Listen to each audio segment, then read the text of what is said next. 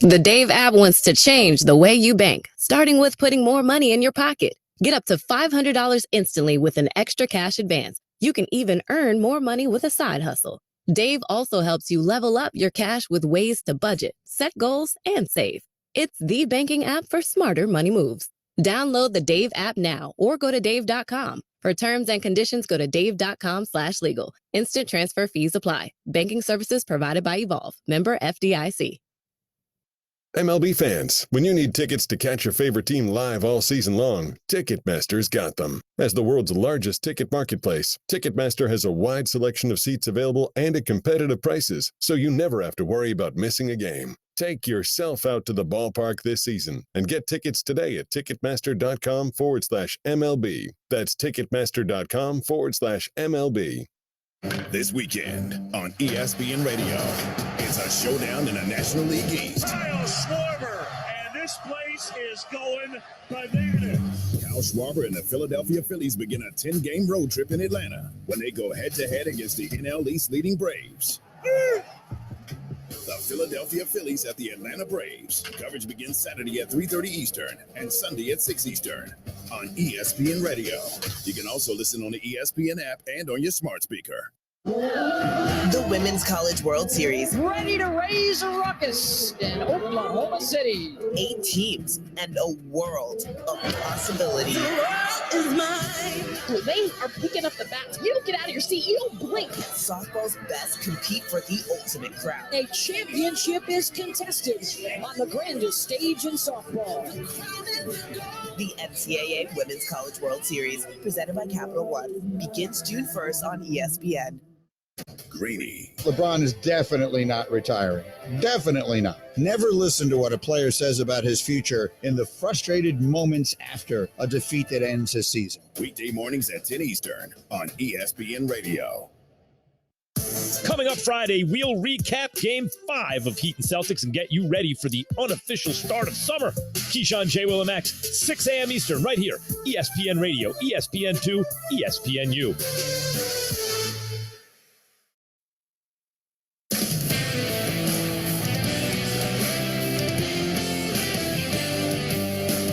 You're listening to the NBA on ESPN Radio and on the ESPN app. Fellas, it's time to stop treating your groins like junk. Introducing the Gillette Intimate Pubic Hair Trimmer, a gentle and easy shave from America's #1 trusted men's grooming brand. Show your pubic region some respect with Gillette Intimate, the best a man can get. Buy now at a retailer near you. Kevin Richard with you inside our Granger Studios. Tip-off coming up in Boston for Game 5. Celtics in the Heat. Heat lead the series 3-1. Hey, every day there are drivers on the road who decide not to buckle their seatbelts. Some of those drivers will be ticketed by law enforcement. Some of those drivers who crash won't make it home. Buckling up is the single most effective way to protect your life in the event of a crash and make it home safely to your loved ones. Don't risk it. Click it or ticket. Paid for by NHTSA. Now we just got to go win another one. That's all that matters. As we take it one game at a time. We understand, the odds are stacked against us, but we're a team that believes in us no matter what, and we just got to keep going, and all that matters is the next game. Marcus Smart said prior to Game 4, channeling his inner Kevin Millar of the Red Sox, don't let us win tonight. They did. Can they take the next step, or does Miami close it out in Boston? The NBA and the Eastern Conference Finals on ESPN Radio, presented by Indeed. A tracked interview at hireatindeed.com/credit. With Roz Goldwetting on the sidelines, here's our broadcast team for tonight. Alongside Doris Burke, here's Dave Pasch. If you ask anybody in the city of Boston or on national television for that matter, including Charles Barkley, who tonight guaranteed a Celtic win, everybody assumes we are going back to Miami for Game 6. What are we? The Miami Heat, a team that for the second time in history as an 8 seed has made it to the conference final. They were the first ever as an 8 seed to win a first-round series in fewer than 6 games. They disposed of the Knicks Jimmy Butler missed a game in that series. They've been without one of their starters, Tyler Hero, since game one. They lost one of their key rotation players, Victor Oladipo, in the Milwaukee series as well. And now tonight they'll be without another starter in Gabe Vincent. But there's one guy they do have, and that's Jimmy Butler. Butler has been one of the best players throughout this postseason. Will he have a game like we saw against Milwaukee, and he went for 56 points? Or will Jason Tatum, Jaylen Brown, and the Celtics force a Game 6? It would be their first Game 5 win in the 2023 postseason. They lost at home to the Hawks in the first round. They lost at home to the Sixers in the conference semifinals, but won Game 6 and 7 to obviously get this far. All right, Dave Pasch, Doris Burke, Roz Golden, Woody, as you would expect. This place is jumping. It's electric. Great anticipation for this game. In order for the Celtics to do what seemingly everybody thinks they're going to do, what has to happen? Well, I'm going to go back to something Giannis Antetokounmpo said after the Miami Heat beat him and the number one seed Milwaukee Bucks. He said, they were trying to beat us and we were trying to win a championship. We got a little bit ahead of ourselves. Here are the Boston Celtics, and Kevin has already talked about this. It is a steep climb up. History suggests it's impossible.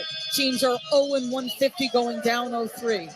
You can't look at it like that if you're the Boston Celtics. You've got to grab onto the things you did well in Game 4, and that is defensively, running shooters off the line, having stronger rotations, greater communication, playing off misses and turnovers, allowing you to speed up your game in transition and make your threes. That's where your focus has to be. Not what's coming next. What is in front of us tonight? With more on tonight's game, including the latest on the injury situation, let's check in with Ross.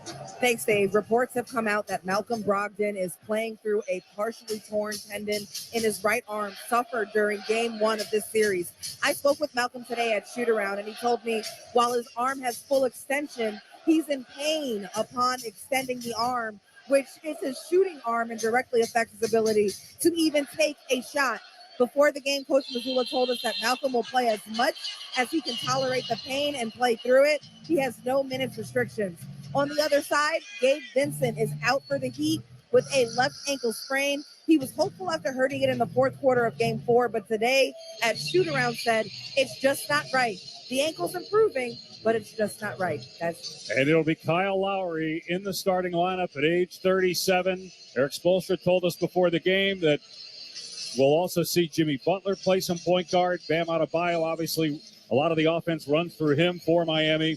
As for Boston, Doris and I were watching Malcolm Brogdon warm up. He had a sleeve on his arm, but he was making some shots, which is something he has not been able to do in this series, and now obviously we know why. The Celtics wearing all green tonight with the white trim. Miami in black with the white numbers and the red trim for Game 5. 3-1. Miami leads the series. Boston, the last 2 years, 10-11 at home in the playoffs. Jason Tatum right in front of us, grabbing a hold of his jersey and extending it towards the crowd, holding it so that they could see Boston, and they responded to that. As you would expect, it's a full house.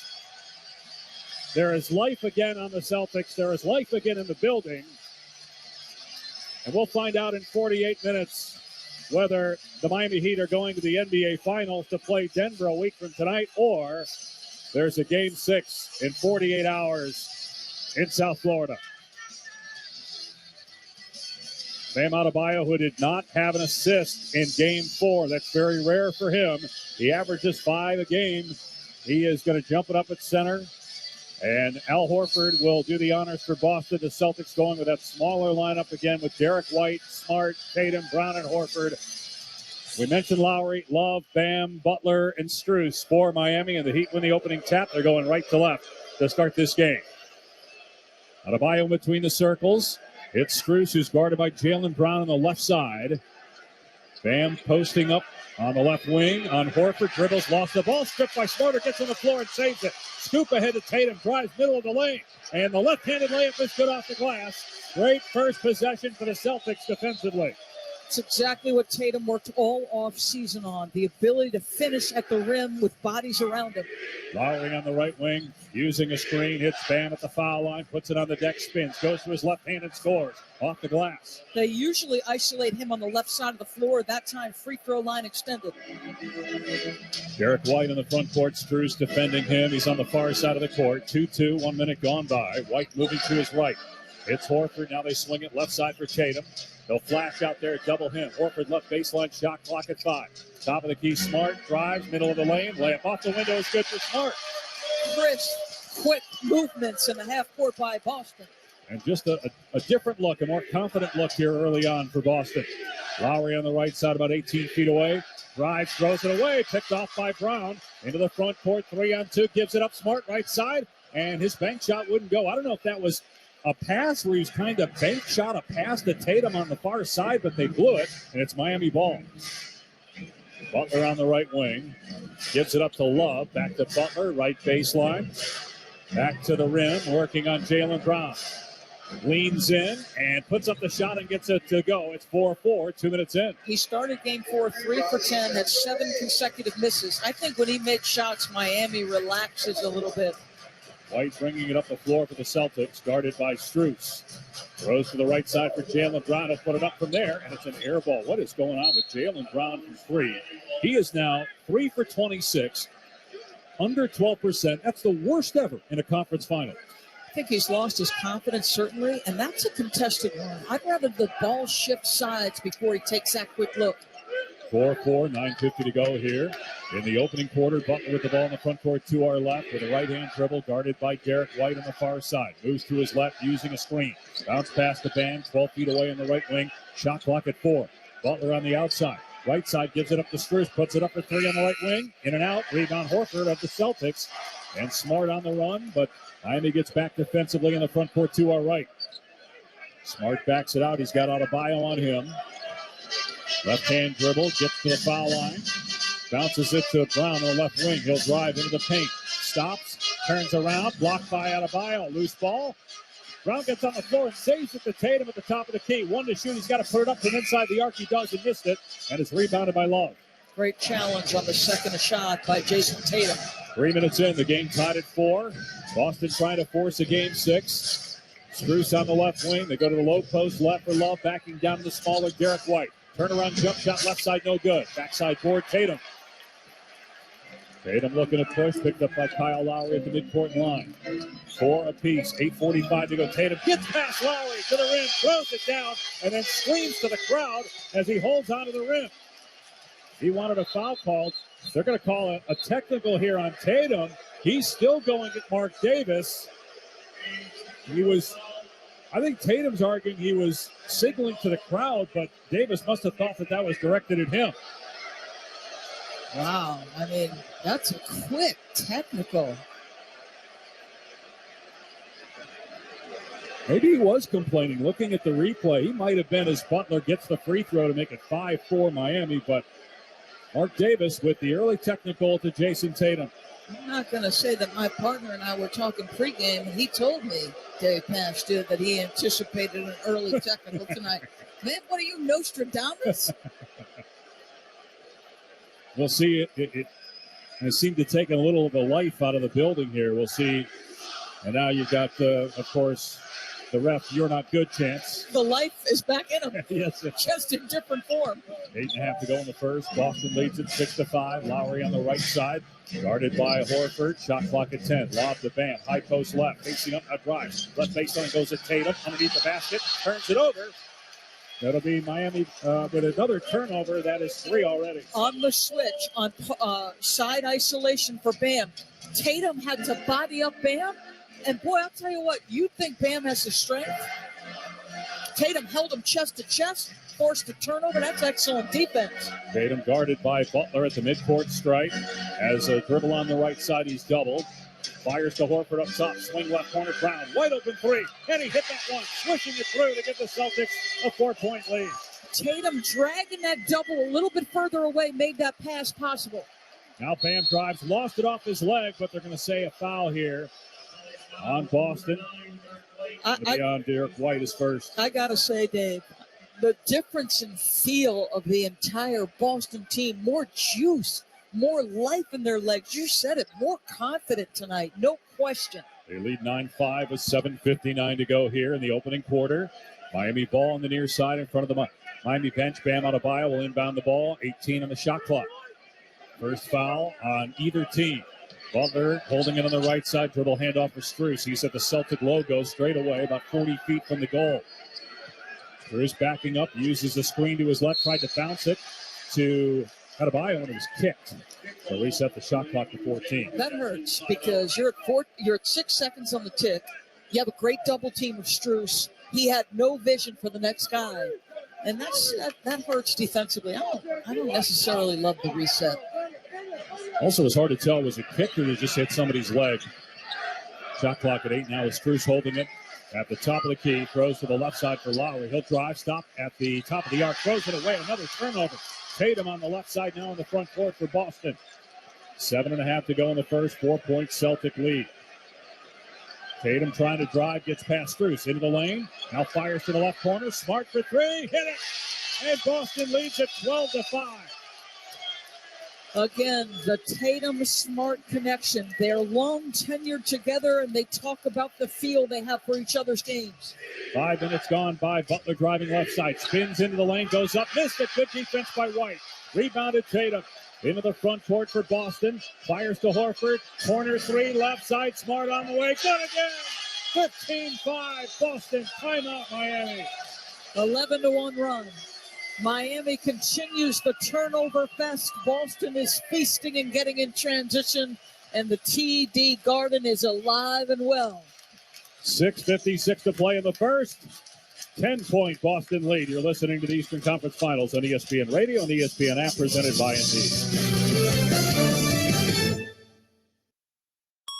An ESPN Radio Extra Point with Keyshawn, J. Will, and Max. Tua, they have to protect him. You can't allow guys to come scot-free. I don't give a damn if it's line protection, if it's picking up blitzes, that's scot-free. That means somebody's coming to get you. That means you're not protecting the quarterback. And I'm all for doing whatever you need to do to figure out how to protect your quarterback and keep him out of harm's way. Now, I don't know, Max, anything about getting grabbed and then transferring my weight a certain way to stop my head from hitting the ground.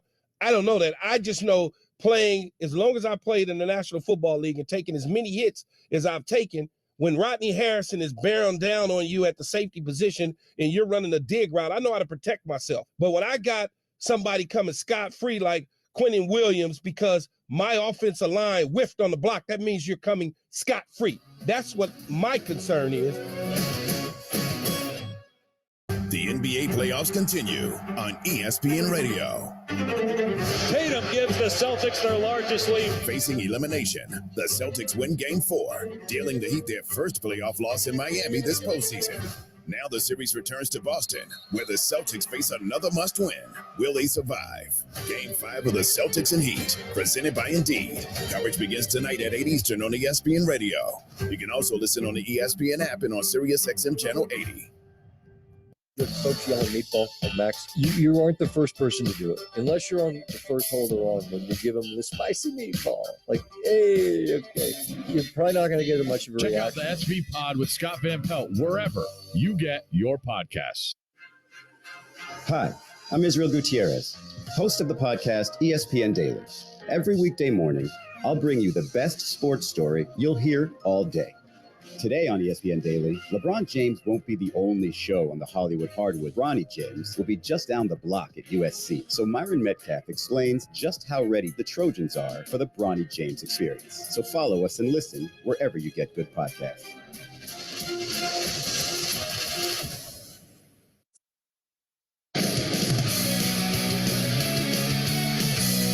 Kevin Richard went to inside a Granger studio. Joe Mazzulla said it to Dave and Doris before the game in Rods. We get out in fast break and transition, we do all right. I thought we got stops. I thought we were able to get out and transition. And that I think transition, the joy of playing in transition, playing together, gives us that extra sense. And so our defense never waned, and we were able to get out and run. All right, so game 4 apparently continues over to game 5. Stops and transition. Boston's got a 15-5 lead. Send you back to the Garden with Roscoe Nobody. Alongside Doris Burke, here's Dave Pash. The crowd is alive here in Boston with the Celtics on an 11-1 run. They've made 4 straight shots, and they've held Miami without a field goal in the last 3.5 minutes. 8 points off the 4 turnovers, so they've scored on every single miscue. The difference for Miami tonight in terms of the miscues, they're live ball, many of the middle of the floor. That is giving you a numbers advantage immediately if you're Boston.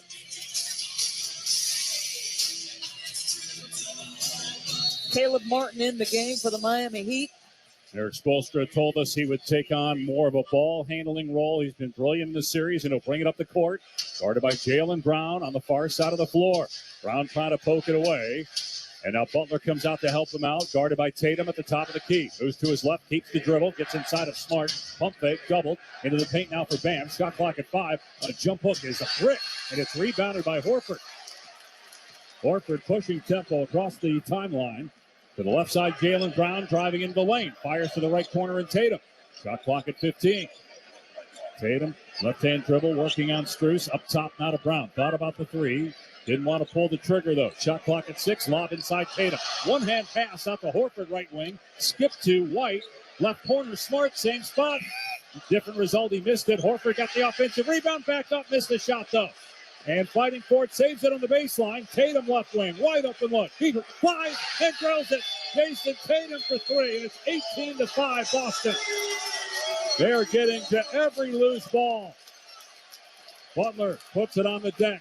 Stops, pop, puts up an air ball from 10 feet on the right side. Bam trying to chase it down, saves it in the corner, but out of bounds. His heel touched the sideline. Every shot is contested. Every ball and dribble is pressure. The ability to get multiple efforts on the offensive window, like Boston is doing absolutely everything right. Miami just trying to hang in. Tatum will bring it across the timeline, picked up by Butler. 5.5 to go here in the first. 18-5 Celtics. Now in the switch, Lowry has Tatum. Throws to the left side, knocked out of bounds. It'll stay with Boston, 10 to shoot. This is the absence of Gabe Vincent. Gabe is one of the guys who can be pressured with the ball and keep his dribble and keep functioning. Not a lot of other guys can. White on the right wing. Waits for Tatum coming off the screen. Now drives, spins into the lane. Stops. And a fall-away jumper. Knocks it down from 14 feet just inside the foul line. It's 20-5 Boston. 14-0 run. One man to beat, and that man was Max Strus. Derek White said, I am better than you. Adebayo left wing. Driving baseline. Goes to the rim and lays it in with the right hand on the left side. So Bam Adebayo with an easy basket ending that 14-0 run. 20-7. 5 minutes to play. Jaylen Brown backing down the defender. Caught in the air, kicks it out. Right wing 3. Derek White drilling it. 5 straight for White. It's a 16-point lead. Boston Celtics, 5 of 7 from three-point territory. Martin, top of the circle for the Heat. Bounce to Bam, high post left. Gives it up to Strus with a shot clock at 10. Strus guarded by Smart. Dribbles left and shoots for 3. It's good. Max Strus getting Miami's first three-pointer. That was in the face of Al Horford. Great contest by Al. 4.5 to go in the first. 23-10 Boston. Brown backing down Lowry on the left side. Works into the lane. Hangs. Misses off the back rim. Rebound Lowry. Brown is 1 for 5. He continues to struggle shooting the ball. Lowry left side of the front court. Kick out Martin on the left wing. Make that 1 for 4 for Jaylen Brown. 1 for 2 from 3. Left baseline Butler. Right hand dribble into the lane. Gets in deep. Pump fake. Goes up with a shot. And he's fouled by Tatum. He'll go to the line. Missed the shot. It'll be 2 free throws. That is the second foul in Boston. First on Tatum. Bunch of substitutions here for the Boston Celtics. Malcolm Brogdon coming in. Robert Williams III. And Grant Williams, who was absolutely brilliant for Boston in Game 4. At the line is Butler. First free throw, no good. He's short. Horford will come out. Smart will come out. Bam going to the bench for Miami. One more free throw here for Butler. Game 6, if the Celtics were to win, would be Saturday night in Miami.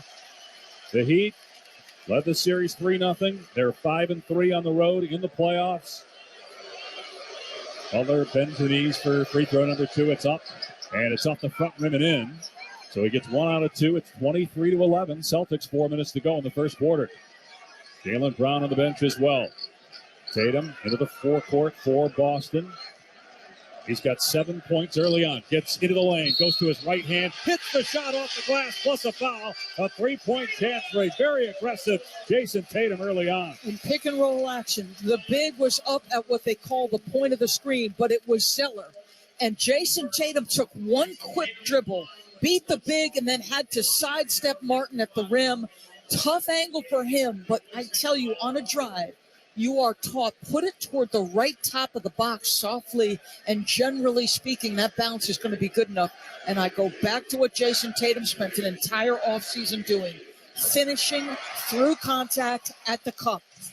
Since that technical foul called on Tatum, they've outscored Miami 20-5, including that made free throw by Tatum. 10 points early on for him. He's almost outscored Miami. It's 26-11. Celtics, 3.5 to go in the first quarter. Foul was on Martin of Miami. It's first team foul. Martin now on the offensive end, driving left baseline. Shot clock at 5. Spins to his left. Got White up his feet. Up and under move is good from about 2 feet with the right hand. I tell you, his offensive arsenal is diversifying. He's getting more and more confident and more dangerous, Caleb Martin. First points for Martin, who is averaging 19 per game in the series. Jason Tatum right down the middle of the paint. Throws it down. And a timeout by Eric Spoelstra. A breakdown defensively, and Tatum has 12. Jason Tatum reminding us that he is back-to-back first team. He's taken control of the basketball game. Hasn't mattered what defender's been in front of him. His intention is bad, and he's getting to the cup.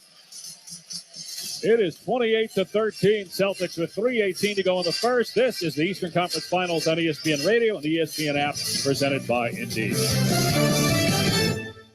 You can't miss a moment with Greeny. Have I sort of overdone it on the Aaron Rodgers stuff? Remember when Mike Tannenbaum suggested that the Jets take a quarterback and you almost smacked him in the face? I mean, I think my reaction to that was startlingly restrained. It's a miracle, I think, that I did not lay hands on that man. I wish they did that. The most insane thing I've ever heard a person say in my entire life. But he and I are no longer speaking. Greeny, weekday mornings at 10 Eastern on ESPN Radio. Plus, you can watch and listen on the ESPN app. Jason Fitz and Harry Douglas are Fitz and Harry. The Celtics have been Dr. Jekyll and Mr. Hyde. They look phenomenal for a game. They look terrible for two. You remember Martin, right? And of course, Martin would walk in his kitchen and turn his lights on, and Brother Man would be in there just fixing a damn sandwich. What's happening, Chief? Just fixing me a sandwich. So people just come into TD Garden like Brother Man and just fix a sandwich when they want to. Fitz and Harry, weekdays at noon Eastern on ESPN Radio and on the ESPN app. Keyshawn, J. Will, and Max. Henry H. Rogers III tweeted, "How in the world do you and Key allow a Bronx-born and raised guy like Max to continue to jump on the bandwagon and say he's the leader of Laker Nation? How? He's a fraud. You root for your team, win, lose, or draw. Kick him back to New York." I was No, you do not have I was the afternoon drive host, 7:10 a.m. in L.A. This is Judge Key. Judge Key, you are the Laker fan of all fans. This is your town.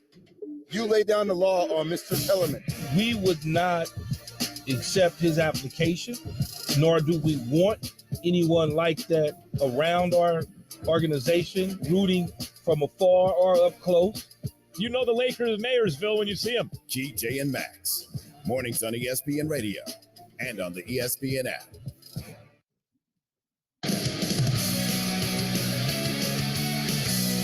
Kevin Archer with you inside our Granger studio. Don't forget to log on to our Twitter account at NBA on ESPN Radio to vote in the AutoZone in the Zone poll question. Who's going to get in the zone for this matchup?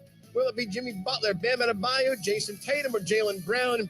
If the first, 7 minutes or any indication, the answer is Tatum. In the Zone brought to you by AutoZone. Free battery testing, free battery charging, and replacement batteries that fit your needs. That's what makes AutoZone America's #1 battery destination. Get in the zone, AutoZone. Tatum has got 12. Miami has 13. Boston by 15. Back to Roz, Doris, and Dave and TD. Kevin, he's got 5 field goals. Miami has 5 field goals. And it's the Heat that looks like the shell-shock team now.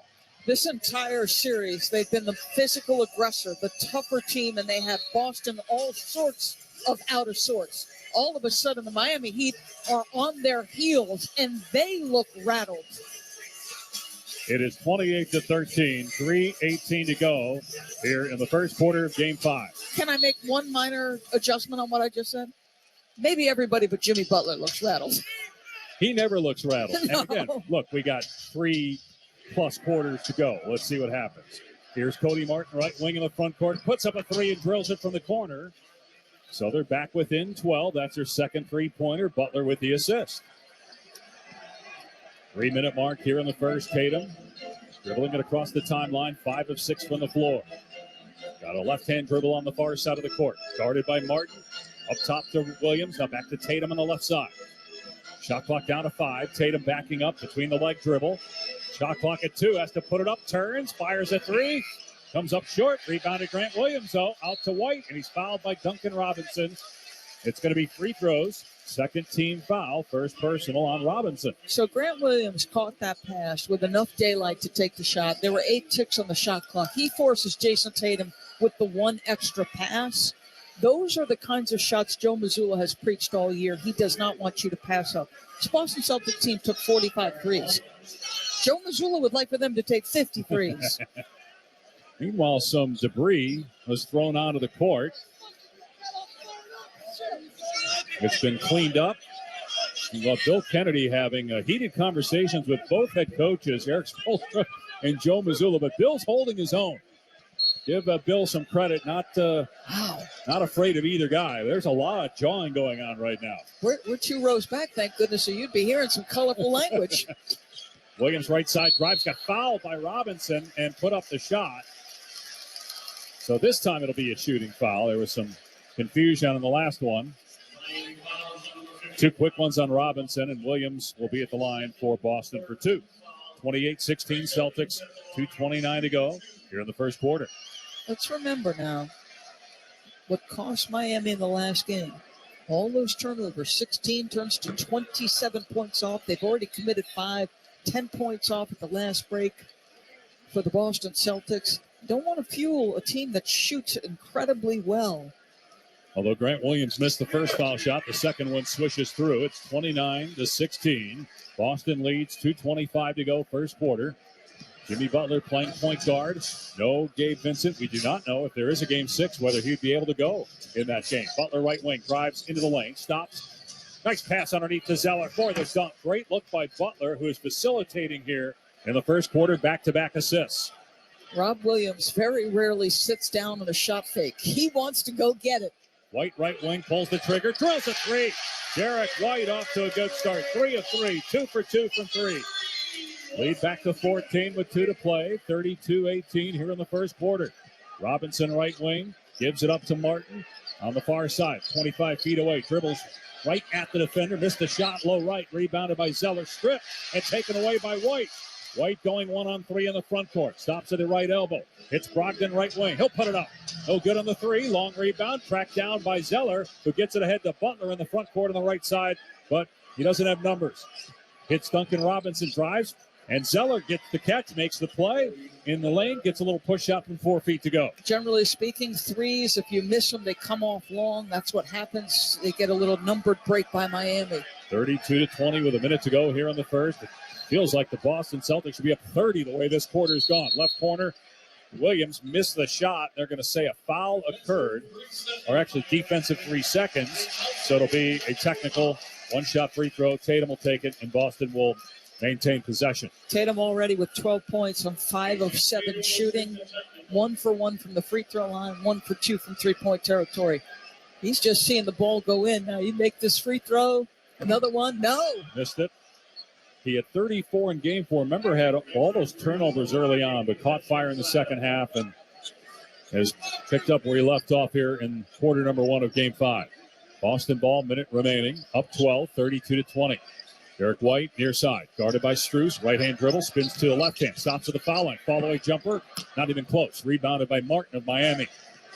Miami could get it down to 10, maybe 9 here. 50 seconds on the clock. Butler up top, middle of the floor, with a left-hand dribble about 40 feet away. Goes right at Tatum, between the legs, spins to his right, hangs in the air, can't get the bank shot, and rebounded by Robert Williams. Outlets to White, right side of the front court, 35 seconds to go. Tatum left wing, left alone, fires, missed the 3, rebound Butler. He was wide open. He's missed 2 in a row.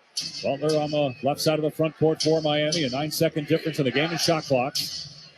Butler guarded by Robert Williams. His three is blocked by Williams at midcourt. Williams tracks down the ball but lost it out of bounds far sideline. But he blocked a three-pointer, sent it right back in the face of Butler. He was one of the best in the league a year ago at getting out to block threes. A lot of times it's in the corner.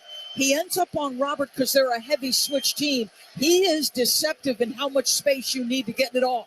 Left wing Struz puts up a three, comes up short, rebounded by Boston. 10 seconds to go. The Celtics can hold for the final shot. Jimmy Butler just 1 for 5 from the floor, 2 of 3 from the line. Tatum, 4 seconds left. Left wing double. Throws to the right side for White. He shoots for 3 at the buzzer, and he hits. Derek White drills another 3 for Boston. The Celtics with 7 triples in the opening quarter. White goes 3 for 3 from 3. The Celtics 35, Miami 20 after 1. This is the Eastern Conference Finals on ESPN Radio and the ESPN app, presented by Indeed. Have you seen the cost of eggs lately? With these prices, we'd barely be scraping by if it weren't for Dave. It's the banking app that advances us up to $500 instantly. There's no interest, late fees, or credit checks. No joke. You can get extra cash for anything your family needs. Download the Dave app now or go to dave.com. For terms and conditions, go to dave.com/legal. Instant transfer fees apply. Banking services provided by Evolve. Member FDIC. The SV Pod with Scott Van Pelt. A quick note to the folks yelling meatball at Max. Spicy meatball. You aren't the first person to do it, okay? So by the time, unless you're on the first holder on, when you give them the spicy meatball, like, hey, okay, you're probably not going to get much of a reaction. A new joke on any new thing is probably more likely to get, oh, what's up? Check out the SV Pod with Scott Van Pelt wherever you get your podcasts. Did you miss Canty and Carlin? By the start of 2024, if not sooner, Kellen Moore will be the head coach of the San Diego, of the LA Chargers. Hello. I can't have you throwing out hot takes like that, though. Why? Because you're ruining our show. We have another list. Did I just take away something from that list? You did.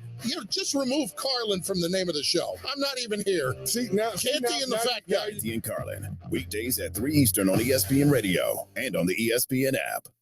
The biggest names in sports are on ESPN Radio. Tyrese Maxey now joining us courtside. It was a big-time win, man. We let the game kind of slip away from us, but to be resilient like that and everybody make plays down the stretch, that was big time. Stephen Curry with us here on ESPN Radio. Honestly, it's hard for a lot of guys on our team because they're capable of contributing, but sometimes the opportunity isn't always there. But the message is stay ready. Josh Hart is joining us. 6 years I've been waiting to get into the playoffs, man. So I'm not taking it for granted. I'm playing as long as I can, every second I can, and I'm just taking it all in. Visiting with D'Angelo Russell, I'm a product of my environment. Honestly, I got to brush shoulders with some of the greats and just learned a lot of things from being in their system and their organizations. Klay Thompson joining us. I can hear how tired you are, brother. Oh, PJ, I feel great. I got another quarter of it. Great. I don't know about all that. The biggest names in sports come here. And it all starts weekday mornings with Keyshawn, J. Will, and Max and continues all day. This is ESPN Radio.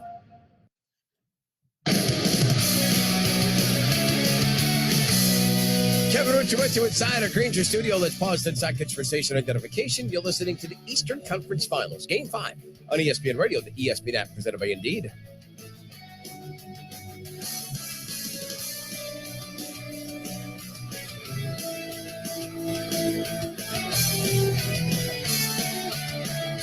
Tatum, 4 seconds left. Left wing double. Throws to the right side for White. He shoots for 3 at the buzzer, and he hits. Derek White drills another 3 for Boston. The Celtics with 7 triples in the opening quarter. And they lead 35-20. They shoot 58% from downtown. Start the second quarter. Boston up 15 before we go back to Dave Pash and Doris Burke. Here's Roscoe Woodley. Thanks, Kevin. Kyle Lowry has had a rocky start to Game 5, but he's got the experience to try and weather it. He told me, I'm calm. I've been in this. I've been to the top of the top and the bottom of the bottom. I've been swept. I've been talked bad about. And one thing I can control is my confidence in my abilities to play basketball. I put in a lot of work and a lot of time. And so I'm never going to waver on what I've done. guys. All right, Roz. Boston leading by 15, 35-20. Celtics 54% shooting. Tatum with 12. Derek White has 11. The leading scorer for Miami is Caleb Martin with 5. Boston ball to start the second quarter. Marcus Smart dribbling across the timeline, guarded by Martin. Haywood Highsmith in the game. We weren't sure if we'd see him at all, but he's getting some minutes here as Miami's going 9 deep. Kevin Love has not played a ton of minutes in the series. Step back 3, left side, Jaylen Brown. That's good. That's a good sign, too, for his confidence. He's got 2 threes. That was under duress. Contest was pretty good, so maybe his confidence building a little bit. 38-20, opening minute of the second quarter. Robinson drives middle of the lane, puts up a floater. It's short. Rebound Horford. Quick outlet Brown left side. Miami back. It's 1-on-4. Brown drives anyway, left baseline. He's doubled there. Gets it outside to Horford on the right wing. Good ball movement by the Celtics. Brogdon right elbow. Drives, kicks. Left wing. Williams, a 3 is up. No good. Rebound Bam Adebayo. Miami ball. Right wing Duncan Robinson to Bam. To left side Lowry with Brogdon watching him. Lob to Adebayo. High post left. Works it around to the right side. Duncan Robinson. He'll try a 3 and it rolls home. Good, crisp ball movement. Change sides of the floor. Last pass came baseline and up. Duncan, a nice, efficient one dribble pull up to the left. 38-23 Boston. And a half into the second quarter here in game 5. Horford in the paint. Kicked in the right corner. Brogdon a 3. No good. Rebound Robinson. Brogdon battling that arm injury. 0 for 2 from the floor. And behind the back dribble in between the circles. Straight on. Waiting for Robinson in the dribble handoff. He catches it the logo. Guarded by Smart. He's guarding Robinson 40 feet away from the basket. Martin left wing with 5 to shoot. Jab step. Timer at 3. Stumbles. Gets to the rim, though. It lays it in off the glass. Where would they be without this guy? His ability to beat you one-on-one. Either play through contact, use the rim as protection. Off the drive, he's been good. 5 straight for the Heat. 38-25 Boston. 2 minutes in. Brown right wing. Left side Williams. Back to Brown.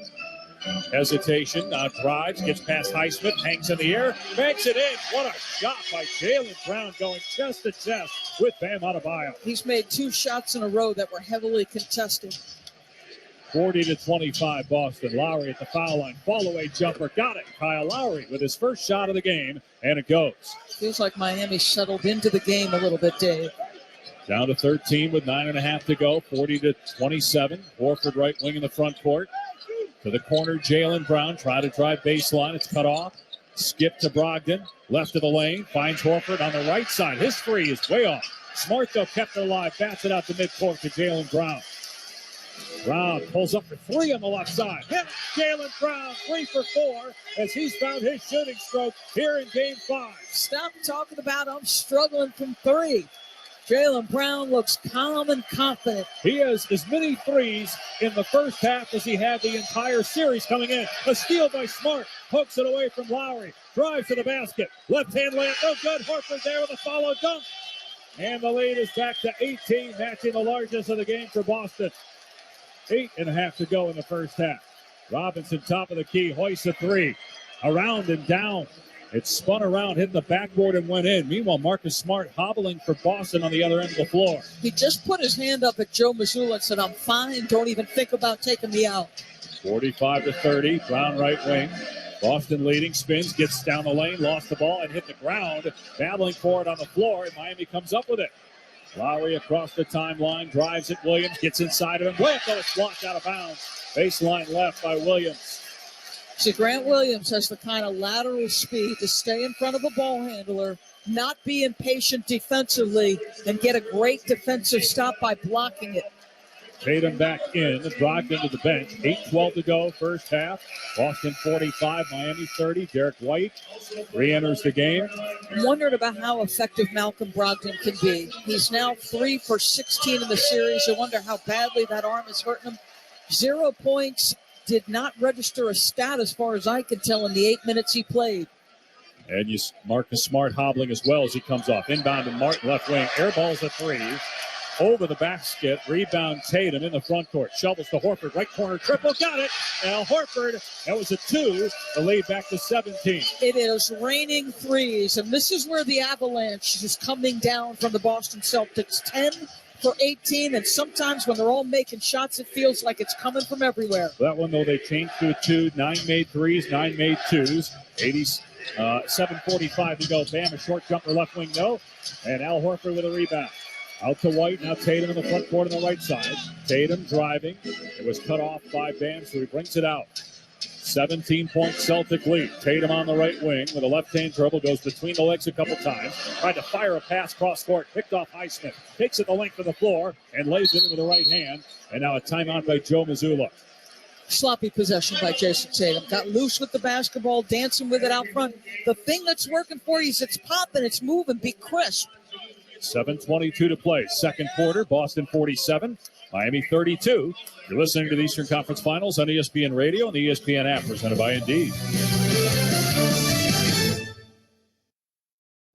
ESPN's Cassidy Harberth. I would like to see a Philippine-born player in the NBA. I mean, the Philippines are obsessed with the NBA. More than 62% of Filipinos consider them avid NBA fans. The NBA is the number one sport in the Philippines. And so to have one of their own play in the NBA would be a dream come true. And as someone who covers the NBA, it would be a dream come true to one day interview that Filipino. So that is the hope. The odds are against the Filipinos because we're small in stature, but we got big heart and we got grit. So that is definitely a dream of mine. ESPN Radio, celebrating and amplifying the stories of Asian American, Pacific Islander, and Asian athletes and sports figures. All across the country, people are coming together to speed up what we can learn about health. The All of Us Research Program is calling on 1 million people to join us as we try to change the future of health. For your family, for future generations, for all of us. Visit joinallofus.org and find out how you can become 1 in a million.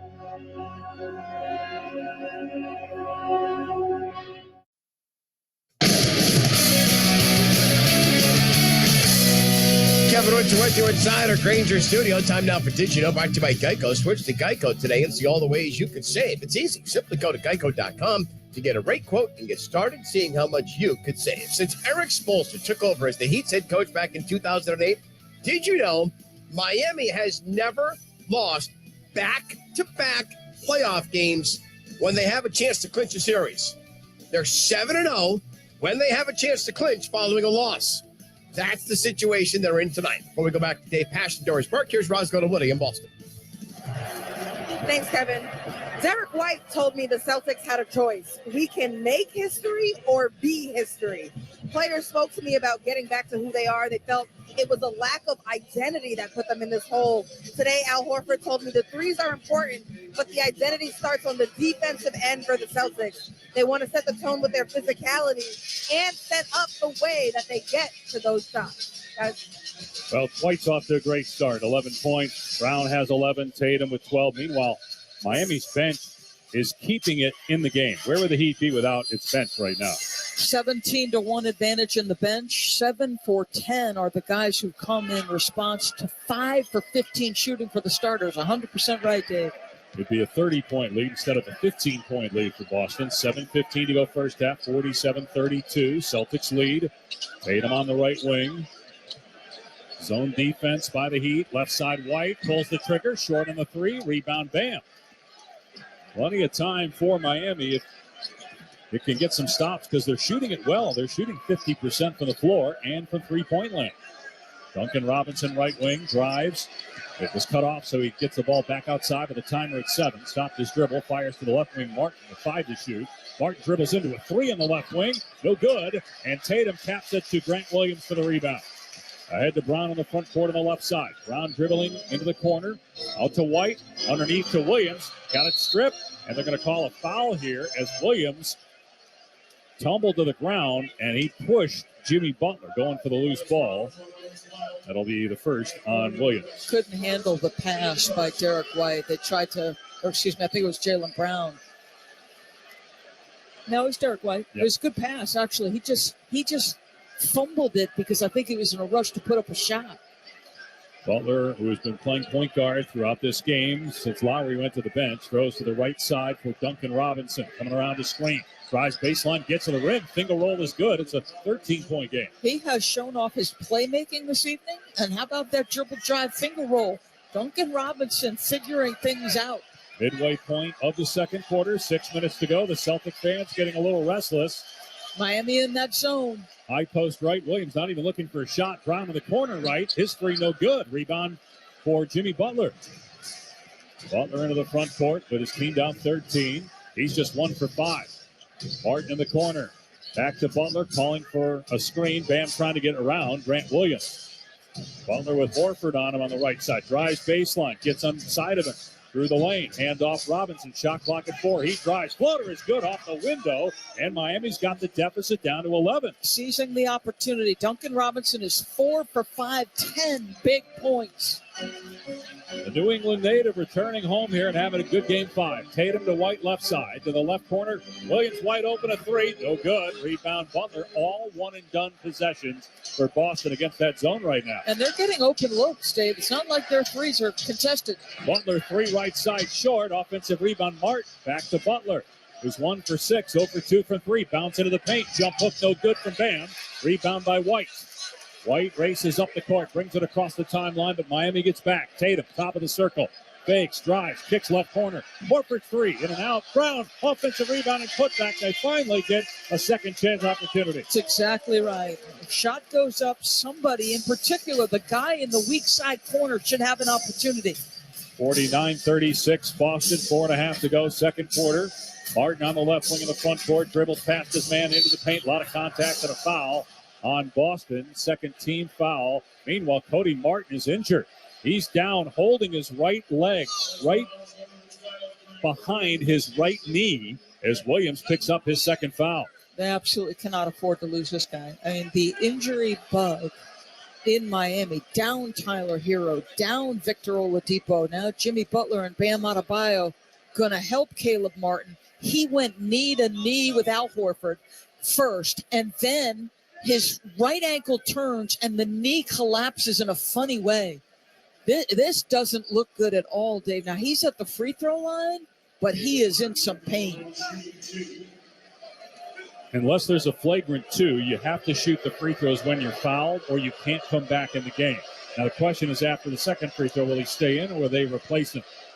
First free throw from Martin is up, and it's good. There is nobody at the scorer's table for Miami as Williams and Smart come back in for Boston. Horford to the bench.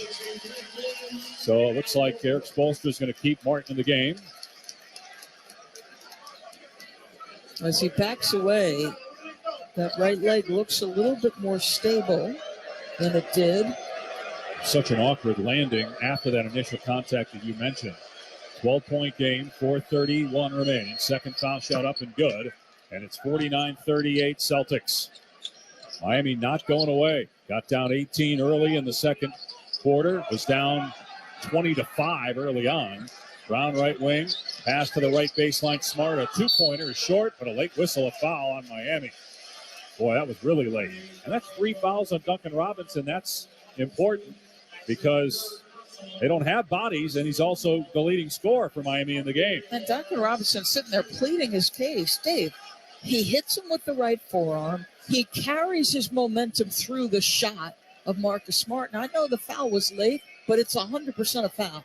Just wonder why the whistle was so late, though. First free throw good from Smart. Cruz just going to come in, and Eric Spoelstra may have to keep Robinson on the bench the rest of the first quarter. We'll see, depending on what happens with the score.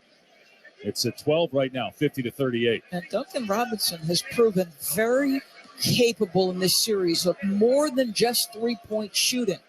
Duncan Robinson with an assist, board, he's 4 for 5.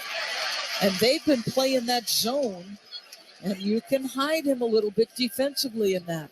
Smart gets the second one to bounce home. 51-38, 4:15 to go first half. Boston leading.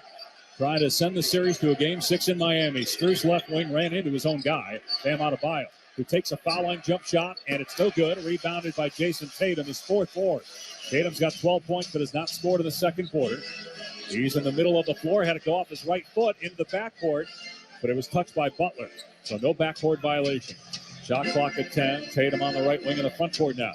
Stops the dribble, fires to Brown, right side. Dribbles to his left, now to his right. Spins, shoots, misses. Ball batted in the air, and Derek White has it. White goes back up with a alley-oop pass to Williams and dunks it. Nice feed by Derek White on the right baseline. But Robert Williams was the first guy to double tap it and keep it alive. 53-38 Boston, 3:25 to go in the first half. Strus near the Celtic logo, middle of the floor, moves to his left, bounces to Adebayo at the foul line, drives on Williams, puts it up, missed it once, missed it twice, tapped out to Highsmith, back up, missed it from 8 feet, might have been blocked, rebounded by Smart, ahead to Tatum.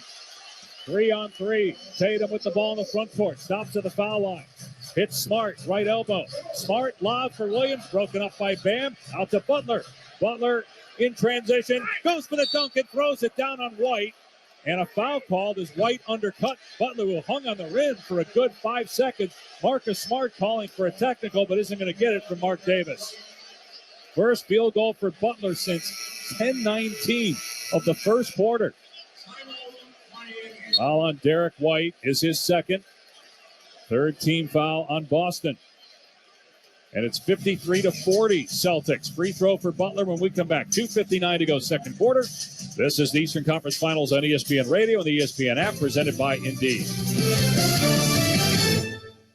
This weekend on ESPN Radio, it's a showdown in the National League East. Kyle Schwarber, and this place is going bananas. Kyle Schwarber and the Philadelphia Phillies begin a 10-game road trip in Atlanta when they go head-to-head against the NL East leading Braves. The Philadelphia Phillies at the Atlanta Braves. Coverage begins Saturday at 3:30 Eastern and Sunday at 6 Eastern on ESPN Radio. You can also listen on the ESPN app and on your smart speaker. Friday on Fitz and Harry, Game 5 of the Eastern Conference Finals will tell you if luck will be on the Celtics side as they try to stay alive. Plus, I'll tell you the NFL team that had the worst offseason. Fitz, I hate this one. Fitz and Harry Friday, noon Eastern on ESPN Radio, and watch on the ESPN app. Coming up Friday, we'll recap Game 5 of Heat and Celtics and get you ready for the unofficial start of summer. Keyshawn, J. Will, and Max, 6 a.m. Eastern, right here. ESPN Radio, ESPN2, ESPNU.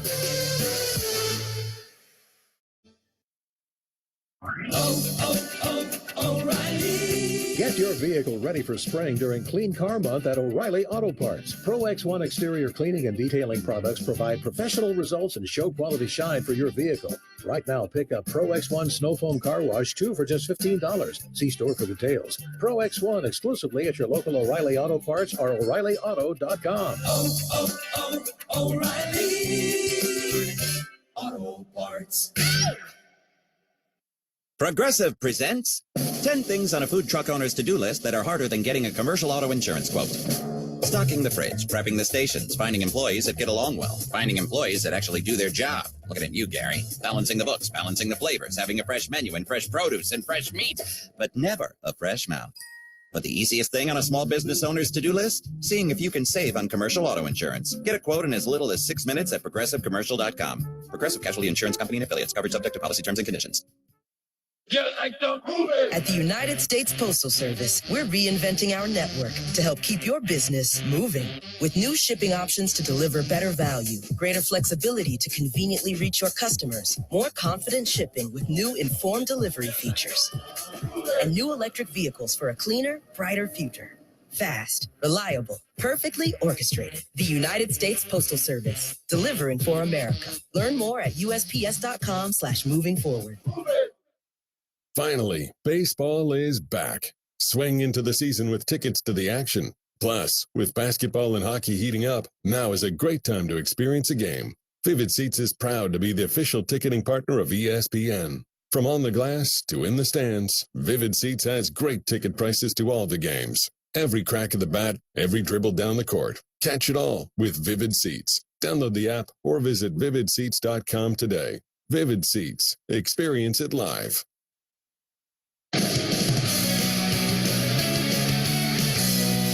Kevin Winter with you inside our Granger studio. 1 week from tonight, no matter what, we're starting the NBA Finals.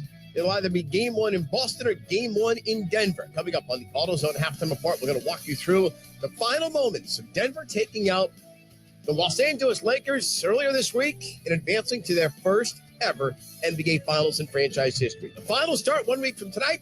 We still have to figure out who's going to represent the East. Game 5, Boston with the lead. Miami trying to come back to the Garden with Roscoe to Woodhead and Doris Burke. Here's Dave Pash. And Miami is outscoring Boston in the second quarter, 20-18. They've weathered a lot of storms, and they're in the game, down by 13, with a free throw coming from Butler. In your interview with Coach Spoelstra, he described it as there's 5 to 6 skirmishes every game. The haymakers have come from Boston, and the Miami Heat might have taken a standing 8 count, but they're still throwing punches here. And Duncan Robinson is the leading scorer for Miami. He's in foul trouble. Cody Martin had an awkward landing where his right leg got bent in an unnatural way, but he stayed in the game. Obviously, Gabe Vincent is out for this game. Butler and Bam Adebayo have both struggled in this game, combined 4 for 15, but a chance to make it a 12-point game after the foul on Derek White. And the free throw is good from Butler. It's 53-41. Celtics with 2:59 to go here in the first half. Marcus Smart brings it across the timeline. It's Jaylen Brown. Going to keep it on the perimeter here. Derek White left side. Miami sticking with that zone. Right wing is Brown. Brown dribbling into traffic. Kicks it out. Tatum, top of the circle. Shot clock at 5. White straight on 3. It's good. Derek White has been brilliant here in the first half. But what the zone does is it stymies the pace of Boston. It slows them down. Derek White, 4 for 5. Boston has 10 threes in the first half. A steal by Jaylen Brown. A transition layup with the right hand. He's got 15 in the first half, and the lead back to 17. When Miami closed the gap, they had stopped turning it over. That time, great job jumping the passing lane by Jaylen. 2 minutes to go. It's 58-41. Celtics lead. Butler left wing, guarded by Smart. Left-hand dribble, goes baseline, keeps the bounce. Got caught under the basket, kicks to the right corner. Highsmith a 3, off the mark. Rebound Williams. Ahead to Brown on the front court on the right side. Brown working on Strus, goes right at him, spins into the lane, kicks it out to Tatum, left wing. He'll put it up. No good on the 3. Rebound Bam. Adebayo's going to bring it up himself. 58-41 Boston. 1:40 to play in the half. Bam at the free throw line, into the lane. Stripped from behind by Tatum. White gets the steal and a foul on Adebayo, knocking Jason Tatum to the ground in the backcourt. That's the first foul in the last 2 minutes on Miami. It'll be a side out. Could that be a take foul? It's possible. In fact, the officials are talking about that. They're going to say no transition take foul. Side out of bounds. First foul on Bam Adebayo. Just Derek White's defense and at the point of attack, allowing Jason Tatum to come get a piece of that Bam shot. Just the Celtics defensively have been so good. 41 points in this first half thus far. That's after Miami only scored 99 in game 4. 1:30 to play in the first half. Jaylen Brown left wing uses a screen. Fires to Smart on the right side. He'll shoot a 3 and hit it. The 11th 3-ball for the Celtics, and their lead is 20, just like that. When it looked like Miami was going to get close, the Celtics go on a run to get their largest lead of the game. Butler backing down his man. Spins right baseline. Fake shot, no, but a foul is called, and Butler will go back to the line. It's amazing just how late these calls come, and it's really been all season. And we've touched on this before, but this ball is out of Jimmy Butler's hands for, what would you say, about a second and a half before you hear that whistle? That feels like an eternity as a player. You're chest to chest. You forced him to try to beat you over the top. You think you're going to board it, go the other way. 2 free throws instead. Third on Derek White. Butler missed the first free throw. He's 3 for 5 at the line, 7 points. He's 2 for 7. Bam is 2 for 8 from the floor. Should be noted that Malcolm Brogdon has only played 8 minutes, 6th man of the year.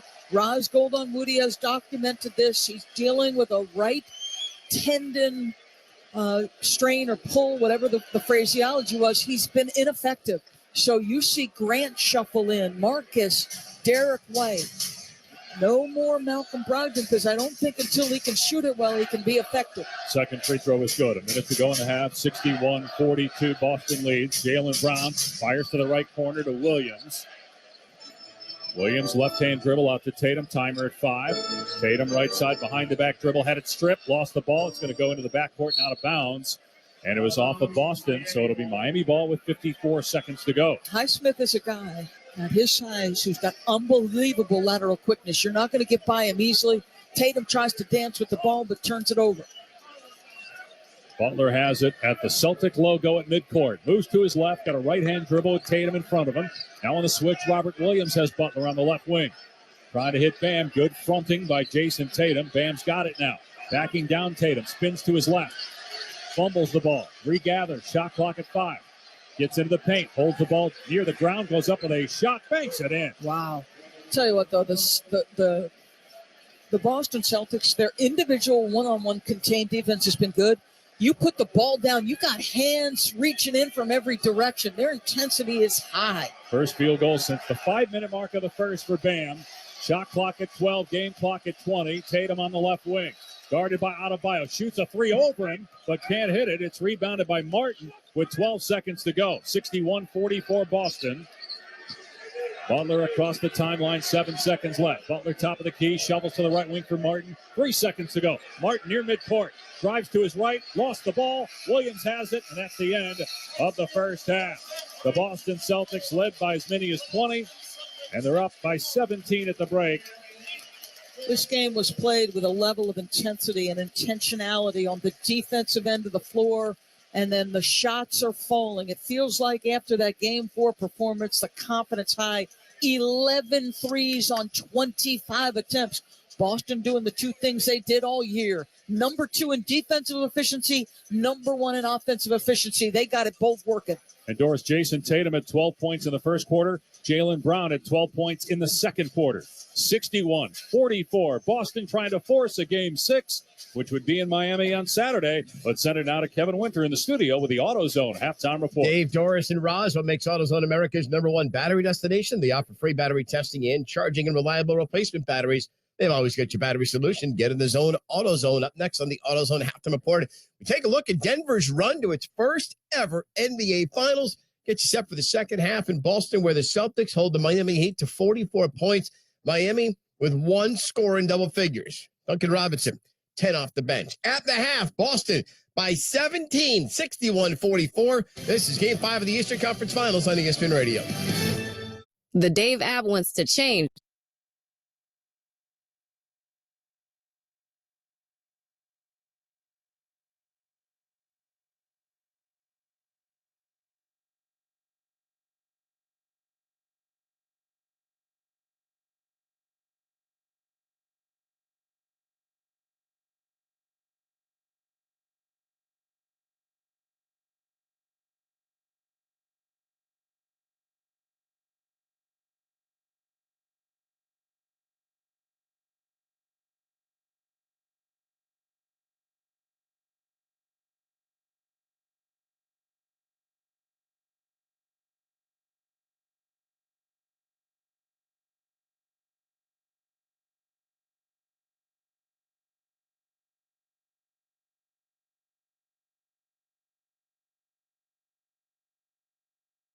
Long distance, go to goodgreek.com.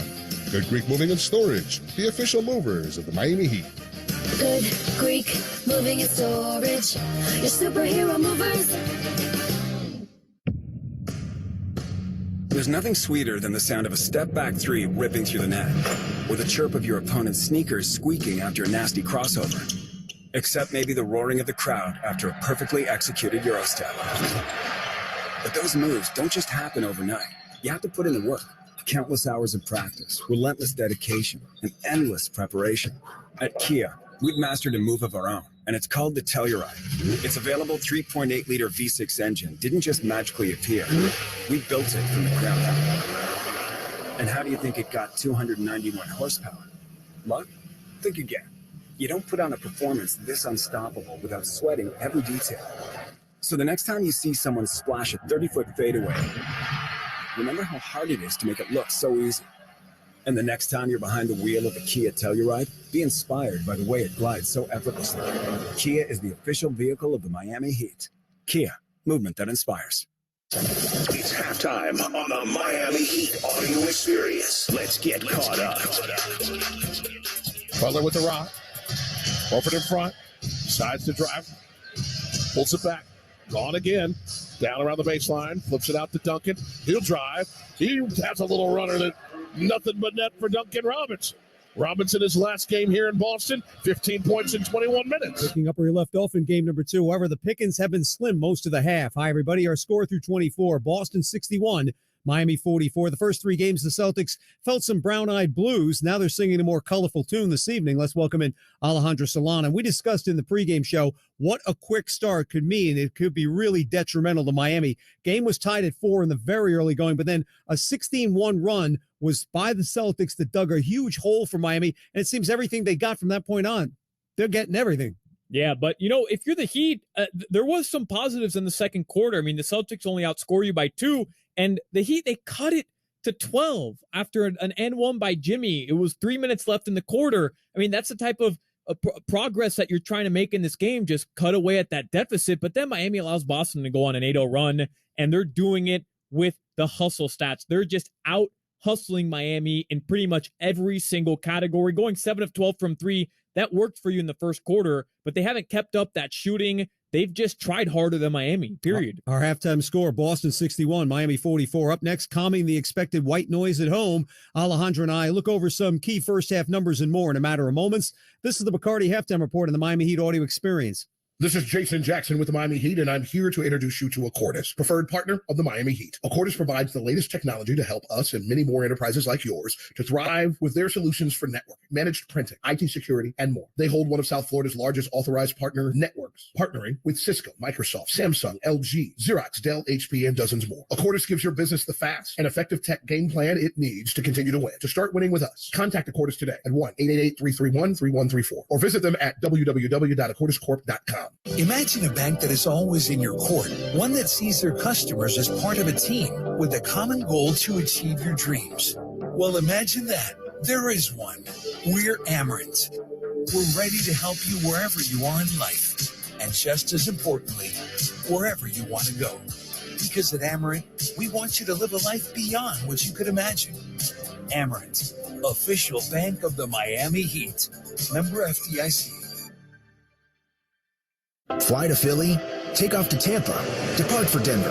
Following your team on the road is more rewarding with the new American Airlines Advantage program. Your flights and everyday spend not only earn you miles towards your next trip, but also loyalty points toward Advantage status. All the more reason to purchase both a home and away jersey.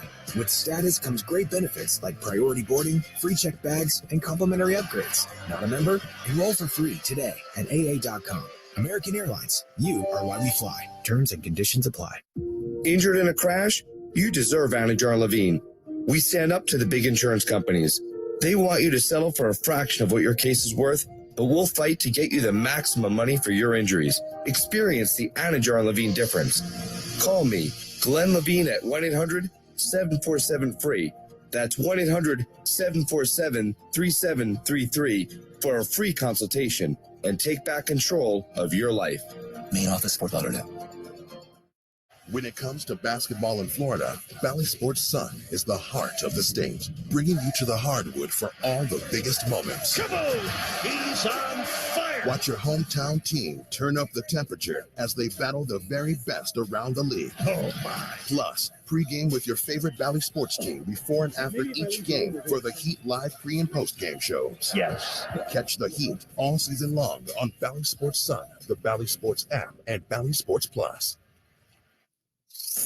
Time for more of the halftime show on the Miami Heat Audio Experience. Welcome back, everybody. Our score at recess, Boston 61, Miami 44. If they continue to fight in this series, the Celtic head coach will prove he's no Joe Palooka. With more on this evening's affair, let's welcome back Alejandro. Bam Adebayo, 3 of 9 from the floor. Jimmy Butler, 2 of 7, a combined 5 of 16, while the duo of Brown and Tatum have arrived finally for them in the first half, 11 of 21, 4 threes combined, and they've had more of their share of help. This is easily the most, I would say, complete effort the C's have come up with in this series. Yeah, I mean, this is the team, as Amy was saying, that was a second-rated offensive team in the league. Tommy, in the first quarter, 7 of 12 from 3, and Boston right now has 12 assists compared to Miami's 7. Their ball movement has been superior to Miami, and the types of looks they're generating, for the most part, from deep, wide open. There's been a couple Derek White shots where he's just done some nice dribble moves, some step backs, and shot over Miami defenders. But for the most part, wide open in the corners, plus those second chance points,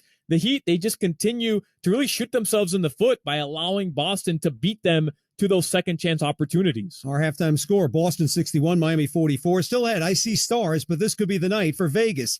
I peek in on other assorted topics around the NBA and the National Hockey League shortly. You're listening to the Bacardi Halftime Report of the Miami Heat audio experience.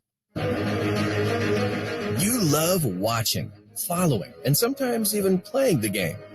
Don't ever let an injury keep you from it. Let the all-pro staff at Baptist Health Orthopedic Care, the official sports medicine provider of the Miami Heat, get you back to what you love.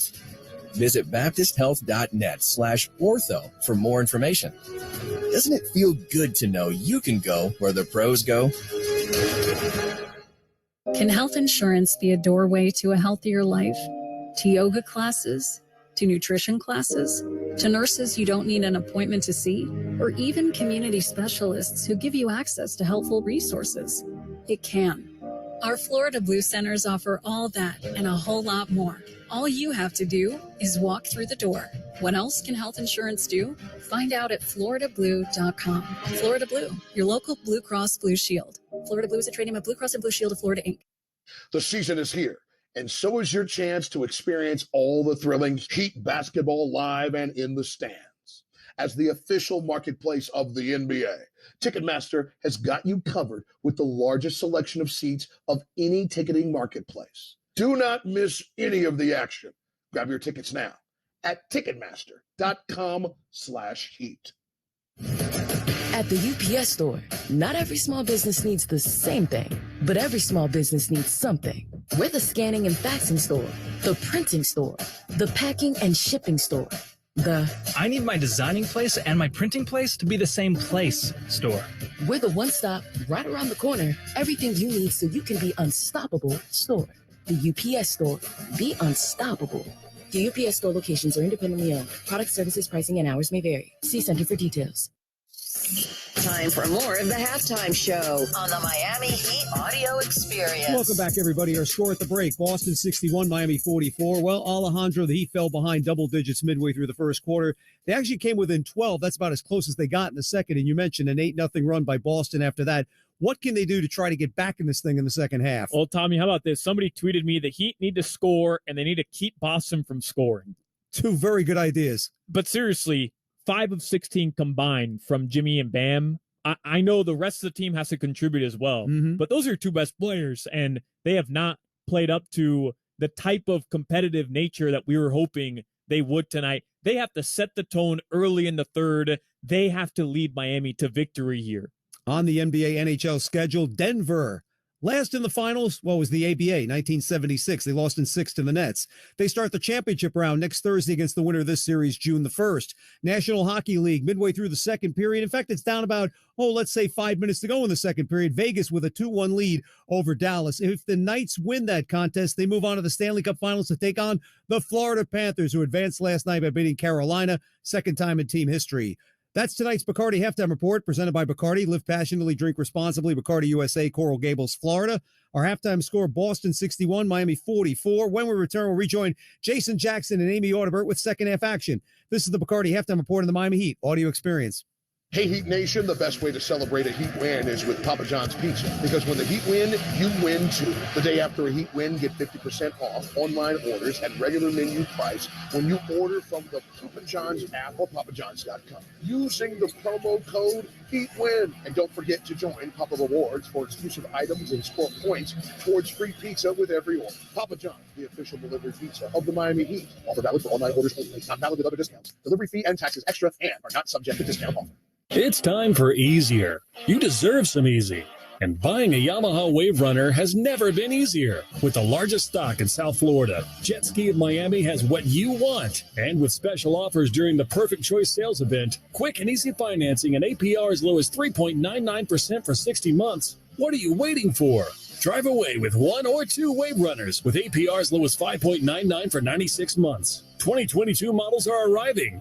Don't miss out. We're taking deposits today. your go-to dealer for anything Yamaha. Jet Ski of Miami has service, life jackets, covers, tubes, wakeboards, oil, flush kits, and more. Jet Ski of Miami has the largest stock in South Florida. We'll have you on the water today. Jet Ski of Miami and Fisherman's Boat Group, your Yamaha Marine Superstore for over 60 years. Visit us today at jetskiofmiami.com. Manufacturer suggested retail price does not include prep, freight, or tax. Monthly APR rate on price based on Tier 1 qualifying APR. See dealer for details.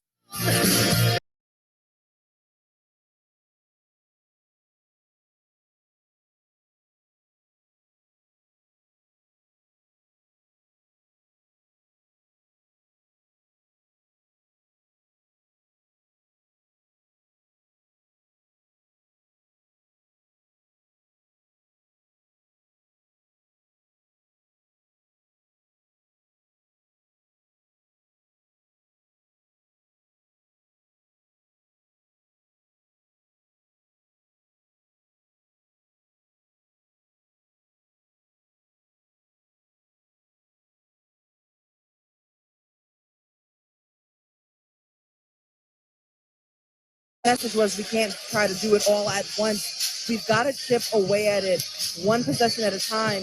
And the talking points around the Heat have been around their depth.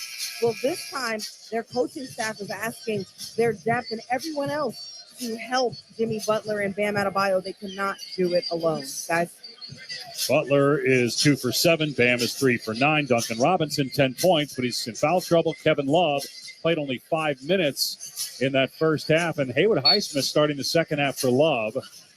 I thought he gave them great athleticism, intention on the defensive end, a little bit of a live body.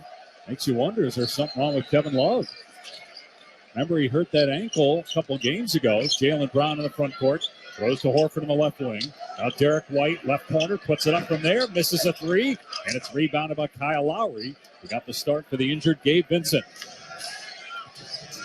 Lowry into the front court, picked up by Smart at the timeline. Lob to the high post left for Bam Adebayo, facing up on Tatum. Drives in the lane, and a foul called on Tatum for reaching in.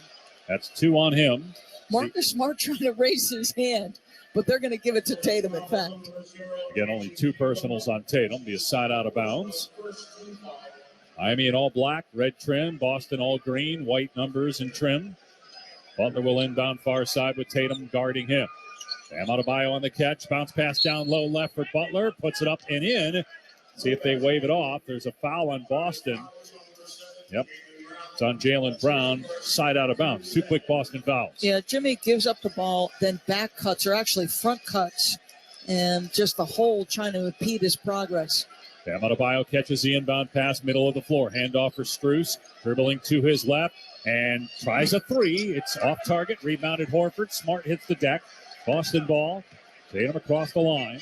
At the hash mark on the far side. Throws to Jaylen Brown. Backing down Strus. Right baseline. Into the lane. Left-handed shot. Way off. Rebounded by Butler. Haven't seen that yet in the series. That kind of attempt with the left hand from Brown. Butler pounding it into the floor at the top of the key. Moves to his right. Minute into the second quarter. 61-44 Celtics. Butler backing down White. Spins to his right. Can't get a shot off. Kick out Lowry on the right side. Timer at 4. He drives in the lane and turned it over. Lost it to Horford. 11th turnover by Miami. Boston with 17 points off turnovers so far. Jaylen Brown up top. Got Bam on him on the switch. Throws at the feet of Smart. Now into the low post for Horford. Spins to his left and gets the dunk going right around the smaller defender, Kyle Lowry. You've got to hunt a mismatch when it's that big an advantage. Al Horford, excellent move. Lowry into the front court, lobs to Butler on the right wing, inside the arc, facing up on Derek White. He'll drive, spin right baseline, put up a shot and score. Derek playing without a shoe right now. He lost his shoe on that defensive play. Tatum tosses the shoe at Derek. And Derek, boy, I'll tell you what, just despite the lack of a shoe, trying to do his job defensively. Got to love that. He got knocked down by Lowry when he crossed midcourt, and that's when he lost the shoe. Smart into the front court. 2 minutes gone by. 63-46 Boston. Right wing Jaylen Brown. Drive to the elbow. Right through the defense. Bank shot, no. Rebound, Bam. Slow start to the third, like the first for Brown. He caught fire in the second quarter, though. Lowry, middle of the floor. Throws to the right side for Butler. And trying to get Bam, who's got a smaller player on him. Now Horford comes over to help. Bam right baseline, about 10 feet away. Facing up, shot clock at 5. Bam has to put it up to 12. He does. He misses. And Tatum gets the carom. And Bam is 3 for 10. Smart, front court right, finds Brown, cutting to the basket and slamming it home. Smart switch on the defensive end by Al. Just pushes Marcus Smart to the other side of the floor. Great transition attack by Jalen. Celtics continue to look sharp. 65-46, 3 minutes in, third quarter. Strus on the right wing. Boy, every time Butler catches it, he has no airspace, thanks to Derek White. Strus drives right side, layup no good, rebound Smart. Quick outlet Brown, 2-on-2. Brown into the front court, into the lane, and puts up a wild shot that won't go. Rebounded by Lowry. Boy, a lot of contact, no whistle. Butler front court, driving left side, body to body with White. Bank shot is good, no whistle. And it's 65-48. To me, that's a brutal no call. I thought Jaylen Brown earned a trip to the line right there. Davey did everything right. Attacked the chest of that defensive player. He should be shooting free throws. 8.5 to go in the third. Smart of the paint. Push shot for 12 goes down for Smart. Lead back to 19. Boston led by as many as 20 in that first half. 8 minutes to play here in third quarter of game 5. Butler left wing at the hash mark. He's got Horford on him now. Calling for Bam to go post up. Gets it to him. Low block left. Back to the basket. Back to Butler. Into the lane. He lost it. Another turnover. Horford has it for the Celtics. Ahead to Smart in the front court. And an alley-oop hit the backboard and nothing else. He was trying to get Derek White. And it caroms to Butler in midcourt. He drives into the lane. Goes to the right corner. Highsmith left alone. His three is good. And it's 67-51. A timeout by Joe Mazzulla. I like the timeout by Joe Mazzulla. Quick one, to give up an open three in the corner. Not a great possession the other end. But Jimmy Butler on that spin move had one man to beat, chose to go to the corner. Right play by him. 7:47 left, third quarter. Boston 67, Miami 51. You're listening to the Eastern Conference Finals on ESPN Radio and the ESPN app presented by Indeed. Have you seen the cost of eggs lately? With these prices, we'd barely be scraping by if it weren't for Dave. It's the banking app that advances us up to $500 instantly. There's no interest, late fees, or credit checks. No joke. You can get extra cash for anything your family needs. Download the Dave app now or go to dave.com. For terms and conditions, go to dave.com/legal. Instant transfer fees apply. Banking services provided by Evolve. Member FDIC. The Women's College World Series. Ready to raise a ruckus in Oklahoma City. 8 teams and a world of possibility. They are picking up the bats. You don't get out of your seat. You don't blink. Softball's best compete for the ultimate crown. A championship is contested on the grandest stage in softball. The NCAA Women's College World Series, presented by Capital One, begins June 1st on ESPN. This weekend on ESPN Radio, it's a showdown in the National League East. Kyle Schwarber, and this place is going bananas. Kyle Schwarber and the Philadelphia Phillies begin a 10-game road trip in Atlanta when they go head-to-head against the NL East leading Braves. The Philadelphia Phillies at the Atlanta Braves. Coverage begins Saturday at 3:30 Eastern and Sunday at 6 Eastern on ESPN Radio. You can also listen on the ESPN app and on your smart speaker. Friday on Fitz and Harry, Game 5 of the Eastern Conference Finals will tell you if luck will be on the Celtics side as they try to stay alive. Plus, I'll tell you the NFL team that had the worst offseason. Fitz, I hate this one. Fitz and Harry, Friday, noon Eastern on ESPN Radio and watch on the ESPN app. Coming up Friday, we'll recap Game 5 of Heat and Celtics and get you ready for the unofficial start of summer. Keyshawn, J. Will, and Max, 6 a.m. Eastern, right here. ESPN Radio, ESPN2, ESPNU. The NBA playoffs continue on ESPN Radio. Tatum gives the Celtics their largest lead. Facing elimination, the Celtics win Game 4, dealing the Heat their first playoff loss in Miami this postseason. Now the series returns to Boston, where the Celtics face another must-win. Will they survive?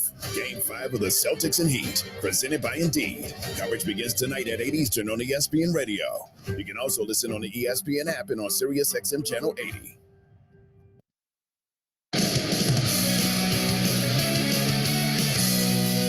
Kevin Rich went to Insider Granger Studio. Full recap of this game tomorrow morning, starting with Keyshawn, J. Will, and Max, 6 a.m. to 10 a.m. Eastern. They're followed by Greeny with Mike Greenberg. They'll either be looking ahead to the NBA Finals matchup or looking forward to a Game 6 coming up on Saturdays. We go back to Roscoe Wood, Doris Burke, Dave Pash. Hey, guys, props to the drummers who can't see over the drum. They were banging there during that TV timeout. Back to you. Oh, I could totally hear him, though, as Boston leads at 67-51 with 7:47 to play in the third quarter. They're dropping like flies. Kevin Love, we don't know if it's just he got benched or if there's something going on, but he's wearing a red sweatshirt, not even a warm-up outfit, as if he's not going back in. And Kyle Lowry, during the last break, been holding his right hand. One of his fingers clearly not right. He's going to try to fight through it, though, and play here. He keeps looking at it in midcourt. Tyler Hero was doing some shooting before the game, but he's been out with a hand injury, obviously, and we don't know if he's going to play at all the rest of the postseason. So Roz just walked down to our broadcast position and whispered, Kevin Love is available to play. So just electing to go with Highsmith, but you wonder, same thing of the Brogdon thing, is it a level of effectiveness, perhaps? Tatum left wing in the front court. 16-point Boston lead. Butler reaches in, pokes it away, but Boston keeps it. White straight on a three. It's good. Boy, Derek White can't miss. 5 3-pointers, 17 points. I tell you, they're moving it so well, and the number of open shots they're creating really impressive. 70-51, Celtics lead, trying to force a game 6. Free throw line to the left is Butler. He cannot get any airspace. He's got Horford on him, doing a great job. Lob to Bam, backing up on Brown, left of the lane, and thrown away. Stripped by Horford, fouled by Bam Adebayo. Will they call this a transition take foul? Let's see. It's 2 on Bam. It's a trip because I just think in trying to sprint back, his feet got tangled with Al's. And so they're going to just say side out here, Dave. And that's the first foul on Miami here in the quarter. 7 minutes to go. Boston leading by 19, 70-51. Tatum still hasn't scored since the first quarter, but it hasn't mattered. Tatum, top of the circle. Right-hand dribble now. Gets into the lane. Leaves it for Horford to the elbow right. Shot clock at 5. Tatum back to the rim. Far side. 3 to shoot. Puts it up over Strus. It's good. And the lead is up to 21. Dave, every time Max Strus is guarding, doesn't matter if it's White with the ball, Smart, Tatum, they're attacking Max Strus. Lowry, top of the key, stops his dribble there, fires to the right side in Highsmith. Lob to Butler, right baseline, shot clock at 8. Butler with a jab step, now drives and stopped his dribble, has to shoot. He does over White and hits. Butler with 14 now. Boston quickly into the front corner on the right side with Jaylen Brown. Horford gets it back to Brown, right corner. 6 minutes to go, 72-53, third quarter. Tatum driving, left-hand layup, goaltending, and hit the backboard. Then it was blocked by Bam Adebayo. Count it, 74-53. So Jimmy Butler's 5 for 10. But every shot it feels like he's taking, to me, Dave, is over the outstretched arms of a defender who's done a good job staying in front and staying down on shot fakes. Strus with the ball in between the rings, about 35 feet away, straight away. Drives to the elbow, lob for Bam, and he tips it in with the left hand. I don't know if he did that on purpose or if it somehow just hit his hand and went in. Let's see if that springboards Miami to a run. 74-55, 5.5 to go in the third. Boston leading, trailing the series 3-1. Tatum knocked off his spot by Strus and almost turned it over. Right wing is Jaylen Brown. Shot clock at 5. Brown with 3, drives, gets into the lane, goes to the right hand as he hung in the air forever and banked it in. Boy, he went all the way up and then back down before he shot the ball with the right hand. Lowry on the right wing, bounce pass to Bam Adebayo. Foul line jumper is good. 76-57 Boston. Bam Adebayo now 5 for 12. He's got 10 points, 6 boards, and a couple of assists. Inside 5 minutes to go here in the third quarter. Tatum across the timeline. 4 quick points here in the second half for Tatum, 16 for the game. Smart, top of the key. Lobs to Brown on the right side with a shot clock at 7. Brown now brings it out near the hash mark. Drives, pull-up jumper, 20-footer, right wing, too strong. And rebounded by the Heat. Bam racing into the front court, left to right. Adebayo gets past Horford. Scoop shot with the right hand. Left of the rim is good. 76-59. More aggressive Bam. He had taken 12 total shots in the last 2 games. He's got 13 attempts already. Nearing 4 minutes to go in the third. 17-point advantage for Boston. Horford to the right corner. Brown drives baseline. Good ball moving around the perimeter by the Celtics. Tatum now drives, puts up a shot, no good off the glass, but he's fouled. Smart to put it up as he felt the contact. He'll go to the line. Yeah, just so smart. Quick decision, straight line drive to the right hand.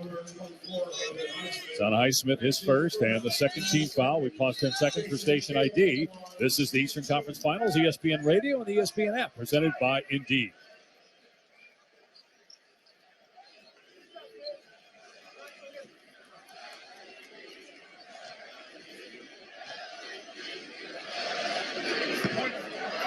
They pass. Doris Burke, Rouse Golden, Wood A in Boston for game 5. Jason Tatum missing the first free throw.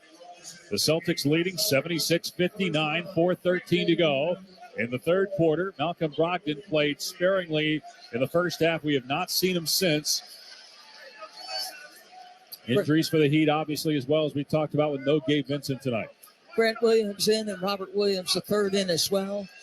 Lots of communication from the Boston Celtics about matchups here. This was a noticeable difference in game 4 from the first 3. The level of communication amongst the Celtics. Second free throw is good for Tatum, 77-59. 4-minute mark, third quarter. Duncan Robinson, 10 first half points. He's on the left wing. Nice pass to Bam Adebayo, knocks down the foul line, Jay. They put them on the left-hand side of the floor. Run that two-man action. Bam and Duncan Robinson work out together and they have built a nice connection. He has 8 points in the third quarter, Bam. He had 6 the entire first half. 77-61, Boston. Tatum bounced to Grant Williams' left side. He'll put up a three. Knocks it down. The 13th three-pointer for the Celtics. They are now 8 for 13 on open shots. Their offense is just cooking. Bam, right wing. Pump fake. Gets it out to Robinson. 3.5 to go in the third. 19-point lead again for the Celtics. Highsmith dribbles left baseline. Drives into the lane now, goes up and throws it down. Nice handoff by Butler to get it to him. I'll tell you what, in 21 minutes, Highsmith is 3 for 5, 7 points, been active on the defensive end. He might be earning himself some minutes. Kevin Love's played 5 minutes. Cody Zeller's played 4. 3 minutes to play in the third. 17-point Celtic lead. Tatum hesitation dribble. Drives and kicks. White, top of the key, puts it on the floor. Pull-up jumper is good from 10 feet. See, even when they go into that zone, Boston can beat it off the bounce. They got into the gaps twice there, created excellent shots. 2:45 to go in the third. It's 82-63 Celtics. Robinson at the free throw line. Has it knocked away, but it's able to get the basketball back and missed the layup, though, left of the rim. He thought he was pushed. Rebound Tatum. In the forecourt, Tatum to our left. Pass Butler, drive the lane, and missed the shot with the left hand. Rebound by Adebayo. Van drives into the front court, hits Robinson low right. Bank shot is good from Duncan. 82-65 with 2:15 to play, third quarter. It's the most confident and aggressive I've ever seen Duncan Robinson throughout the course of this series, Dave. Yeah, that's been in and out of the lineup, especially since getting that big contract, but when his number's been called, he's been great. The drive is Smart, middle of the lane, floating and hitting from 8 feet over the outstretched arms. Both arms in the air from Bam Adebayo. Well, that's a tough shot right there. That is a tough shot. Marcus Smart into the paint, off 2 feet. Butler in the front court to our right. Has the ball on the near side, looking to facilitate, and his pass picked off by Smart. Racing into the front court, being chased by 2 members of the Heat, and a foul as Smart goes face first to the ground. Caleb Martin went for the block and knocked Smart down, but he's okay. He'll shoot 2 with a score 84-65 Boston. 1:45 to go in the third quarter. This is the Eastern Conference Finals on ESPN Radio and the ESPN app, presented by Indeed. Canty and Carlin. John Moran has shown us who he is. I mean, it was March 4th that incident happened out in Denver. This is who he is. We already have a problem with gun violence in this country. One of the biggest stars the sport has to offer is perpetuating that by flashing firearms for no good reason. He's not trying to defend himself. He's trying to show off on social media. I'm sorry, is a gun something that you should be using to show off on social media? What the hell are we talking about? This ain't about your Second Amendment Amendment right. Ain't nobody saying you can't have a gun. Nobody's saying that. What we are saying is, hey, maybe not have the gun on social media flashing it around like an idiot in a nightclub. Hey, maybe not be waving a gun around while your homeboy is driving a car down the street. It is your responsibility to take advantage of the resources that are in place. And clearly, John Morant failed to do that. Canty and Carlin, weekdays at 3 Eastern on ESPN Radio, the ESPN app, and on SiriusXM Channel 80. Keyshawn, J. Will, and Max. What about that tone makes me believe that Julius Randle is one of the leaders of this team? Maybe they wanted more. You're damn right they wanted it more. Wake up and get up with Keyshawn, J. Will, and Max. Greg in Virginia, you're on KJM. Y'all have an awesome show. Listen every morning. J. Will, got a love-hate relationship with you, man. 82 with you. I love you now. KJ and Max, weekday morning starting at 6 Eastern on ESPN Radio and on ESPN2. The Baseball Tonight podcast. The idea that a hitter as good as him has been in a lot of pressure-packed situations is suddenly distracted by, his teammates chirping in the dugout, which is something that happens a lot throughout the course of a baseball game. It felt like a little bit of a stretch. Oh, by the way, he's glancing at the dugout at the exact moment the pitcher's coming set. The Baseball Tonight podcast is on the ESPN app or wherever you listen to podcasts.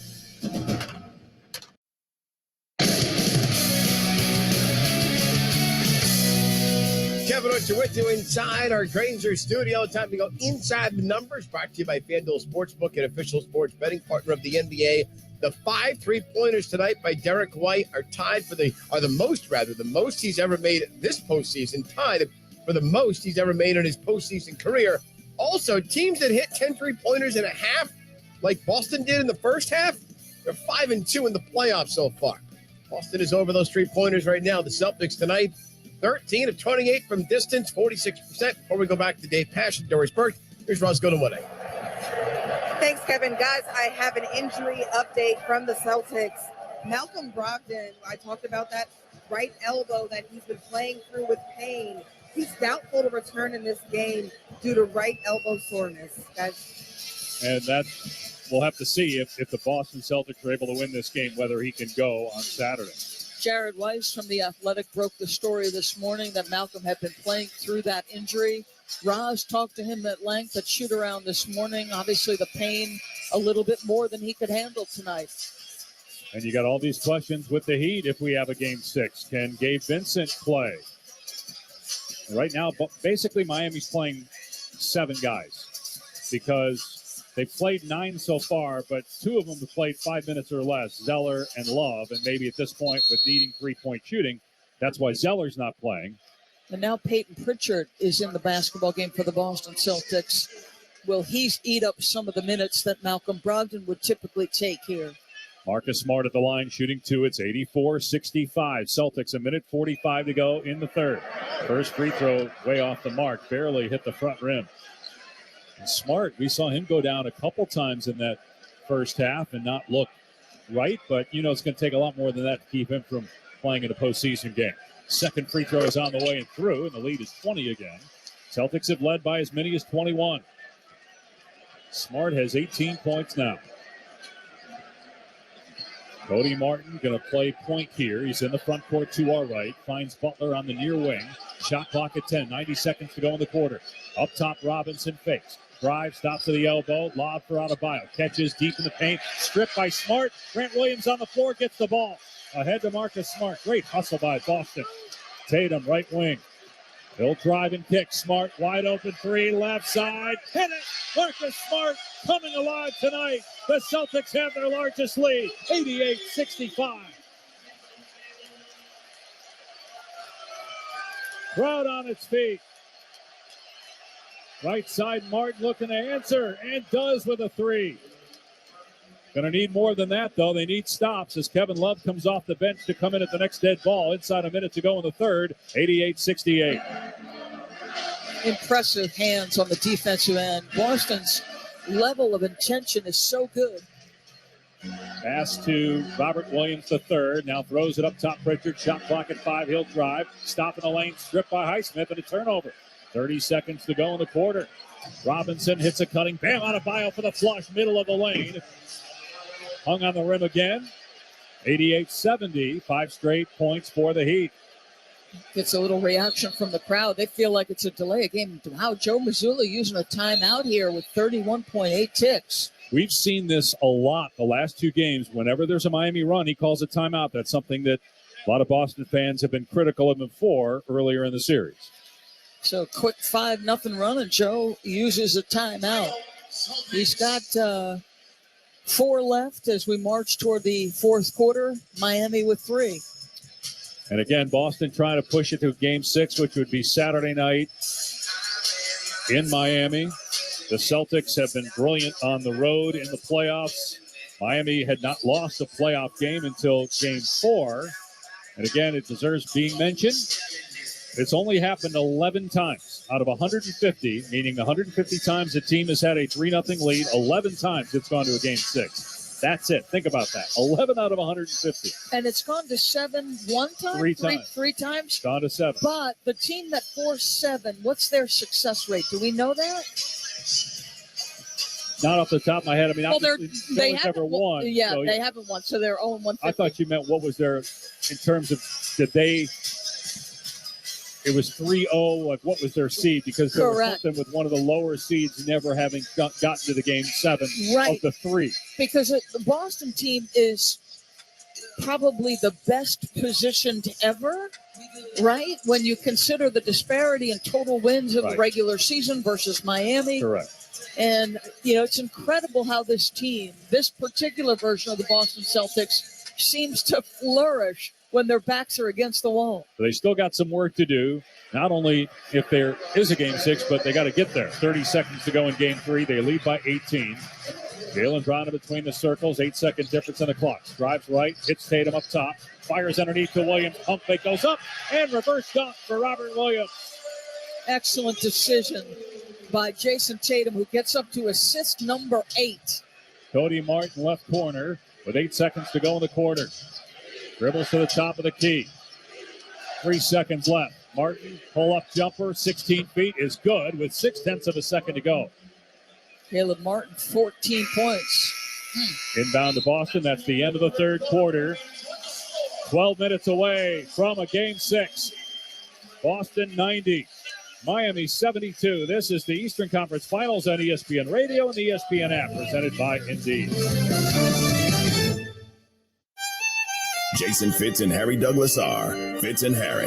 Carmelo may have chose the finances over going somewhere and winning the championship. And that's okay sometimes, because he probably tried to want to do it not on his own, but in his own way. Bringing a championship back to New York, it didn't happen that way and it fell short of it. But I'm not going to let that be a dark cloud on his career, because he was a phenomenal player and also a phenomenal human being. Fitz and Harry, weekdays at noon Eastern on ESPN Radio and on the ESPN app. Mike Greenberg is Greeny. He went to Boston and it ended in disaster. He went to Brooklyn and it ended in disaster. He went to Dallas, and I guess it's not over, but it was an unadulterated disaster what happened there. There's a buyer beware element with Kyrie that I totally get. But would I be surprised if the Lakers make a real push? Certainly if LeBron pushes hard for Kyrie, I would not be surprised at all. Greeny with Mike Greenberg. Weekday mornings at 10 Eastern on ESPN Radio. Plus, you can watch and listen on the ESPN app. Keyshawn, J. Will, and Max. Henry H. Rogers III tweeted, "How in the world do you and Key allow a Bronx-born and raised guy like Max to continue to jump on the bandwagon and say he's the leader of Laker Nation? How? He's a fraud. You root for your team, win, lose, or draw. Kick him back to New York." I was No, host. you do not have I was the jurisdiction in this afternoon court. drive host, 7:10 a.m. in L.A. This is Judge Key. Judge Key, you are the Laker fan of all fans. This is your town. You lay down the law on Mr. Tellerman. We would not accept his application, nor do we want anyone like that around our organization, rooting from afar or up close. You know the Lakers Mayorsville when you see them. GJ and Max. Mornings on ESPN Radio and on the ESPN app.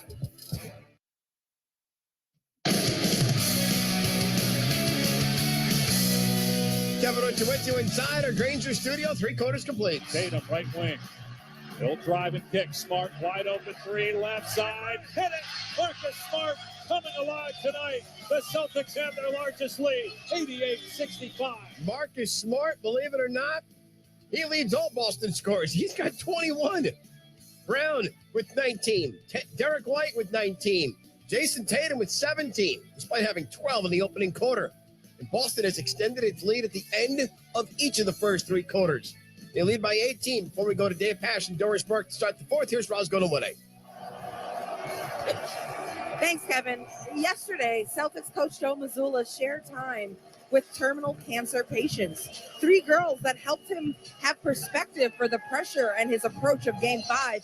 He told me, I made the mistake thinking that I was helping them out. They were helping me out. And if they can smile through all they're going through, then I can come to work here ready to go and face the challenge as well. Guys? Well, this team under Joe Mazzulla, Roz, looks completely different here, and it's really on the defensive end. They have 13 steals. Yep. Kevin mentioned the scoring for Marcus Smart. He's got 5 of those 13 steals. Just their activity, their pinching down on ball handlers, the help, communication, everything's been brilliant defensively for Boston. They lead 90-72, start of the fourth. Jimmy Butler inside, kicks to Caleb Martin, right corner. But again, no driving lane. So pop for 3 on the right side. Missed it. Kevin Love in the game. Got the rebound. Love in the left corner. He'll try a 3. No good. Rebound Horford. Quick outlet to Derek White, but Miami back defensively. Haywood Highsmith played 24 straight minutes for Miami. Again, Kyle Lowry, we don't know if we'll see him again because of that finger injury.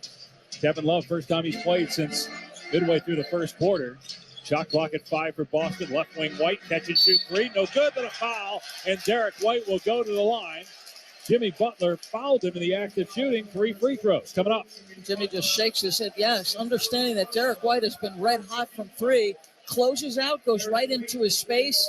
And Derek going to take 3 free throws. Doris is in me, or does Miami seem uncharacteristically rattled? Oh, we talked about it in the first half. For the first time in the last, 8 quarters now? Or marching in that direction, 4 quarters? This team is on its heels. This team looks like it has doubt. They're attacking Strus. Boston has been the aggressor, the assertive players. The 13 steals tells a story. It's not just Miami being careless, Dave. It is the level of defense being played by Boston that's turning Miami over. 1 for 2 so far for Derek White at the line. Here comes a 3rd free throw. It's on the way, and it's good.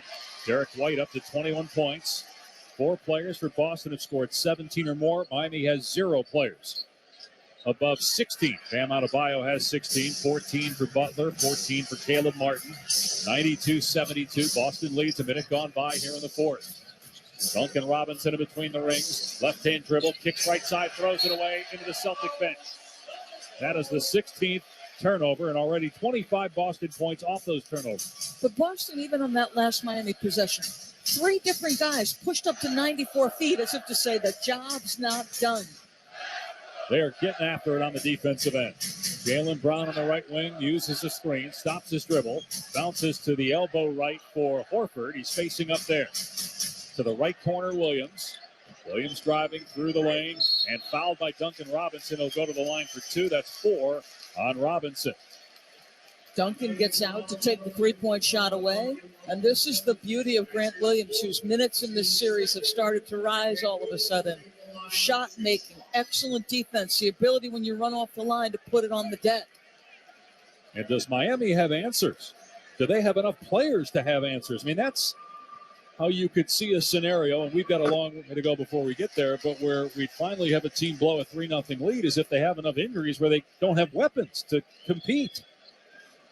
Butler picking up the foul earlier, 14 points, 5 assists, 5 rebounds, but just doesn't feel like he's had an effective night offensively for Miami. Both free throws go for Grant Williams. Lead is 22, 10.5 remaining in the game. Butler having to be the primary ball handler tonight for a good part. Throws it away as he drove. Threw it to the left corner. They're going to say it was touched last by Boston, though. They are. Mark Davis going to go over to David Guthrie, have a little discussion about perhaps which direction this is going. It did not look deflected by Jaylen Brown, but I don't think Joe Mazzulla is going to use the challenge. Inbound to Love. Shot clock at 5. Martin on the far side. Right-hand dribble into the lane. Sweeping hook, no good. And meanwhile, Butler shoves Grant Williams, who has something to say to him. Rebound Tatum. Tatum in the front court to our left. Backing down Highsmith. Tatum 17 points at 12 in the first quarter. Tatum moves to his right, fouls. He went up for the shot. It never got to the rim. Highsmith picking up the foul. More free throws here for Boston. You see Jason Tatum do that a lot, Dave. He likes that mid-post area. He can turn over either shoulder. If he's got one guy to beat, he's so confident, feeling like he can get there.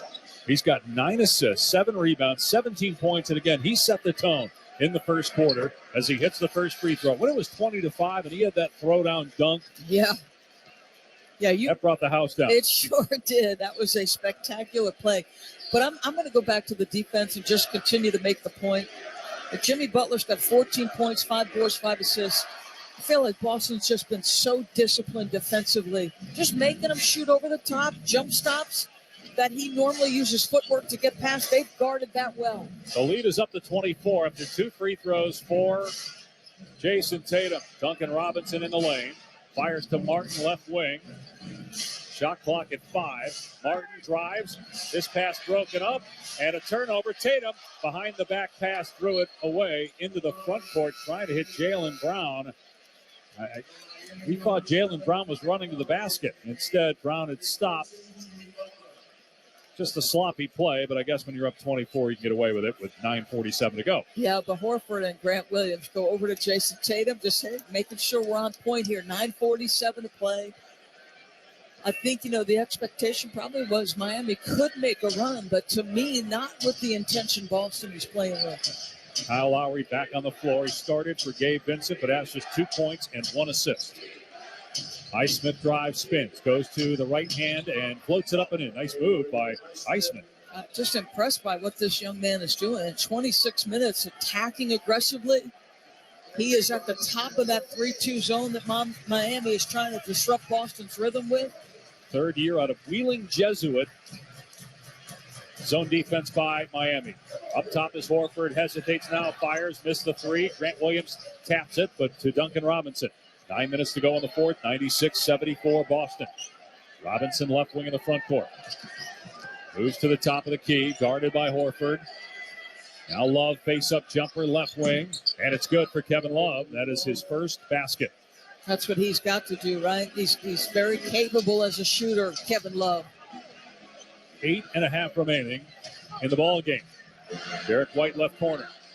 Tatum straight on. A 3. No good. Rebound Love. Into the front court for Duncan Robinson on the far side. Robinson moving to his right, keeps the dribble, drives, and the layup is good off the glass with the right hand. And Joe Mazzulla again calling a timeout. Anytime there's a little momentum shift, he wants to talk it over. 8:24 to play, 96-78 Celtics lead. You're listening to the Eastern Conference Finals on ESPN Radio and the ESPN app, presented by Indeed. Have you seen the cost of eggs lately? With these prices, we'd barely be scraping by if it weren't for Dave. It's the banking app that advances us up to $500 instantly. There's no interest, late fees, or credit checks. No joke. You can get extra cash for anything your family needs. Download the Dave app now or go to dave.com. For terms and conditions, go to dave.com/legal. Instant transfer fees apply. Banking services provided by Evolve. Member FDIC. The folks yelling meatball at Max, you aren't the first person to do it. Unless you're on the first holder on when you give them the spicy meatball. Like, hey, okay.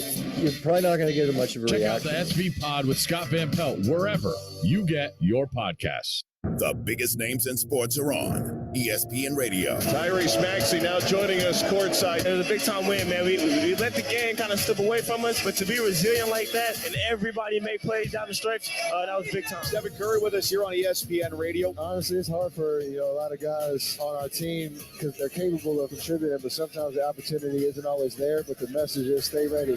Josh Hart is joining us. 6 years I've been waiting to get into the playoffs, man, so I'm not taking it for granted. I'm playing as long as I can, every second I can, and I'm just taking it all in. Visiting with D'Angelo Russell, I'm a product of my environment. Honestly, I got to brush shoulders with some of the greats and just learned a lot of things from being in their system and their organizations. Klay Thompson joining us. I can hear how tired you are, brother. Oh, PJ, I feel great. I got another quarter in him. Great. I don't know about that. The biggest names in sports come here, and it all starts weekday mornings with Keyshawn, J. Will, and Max, and continues all day. This is ESPN Radio.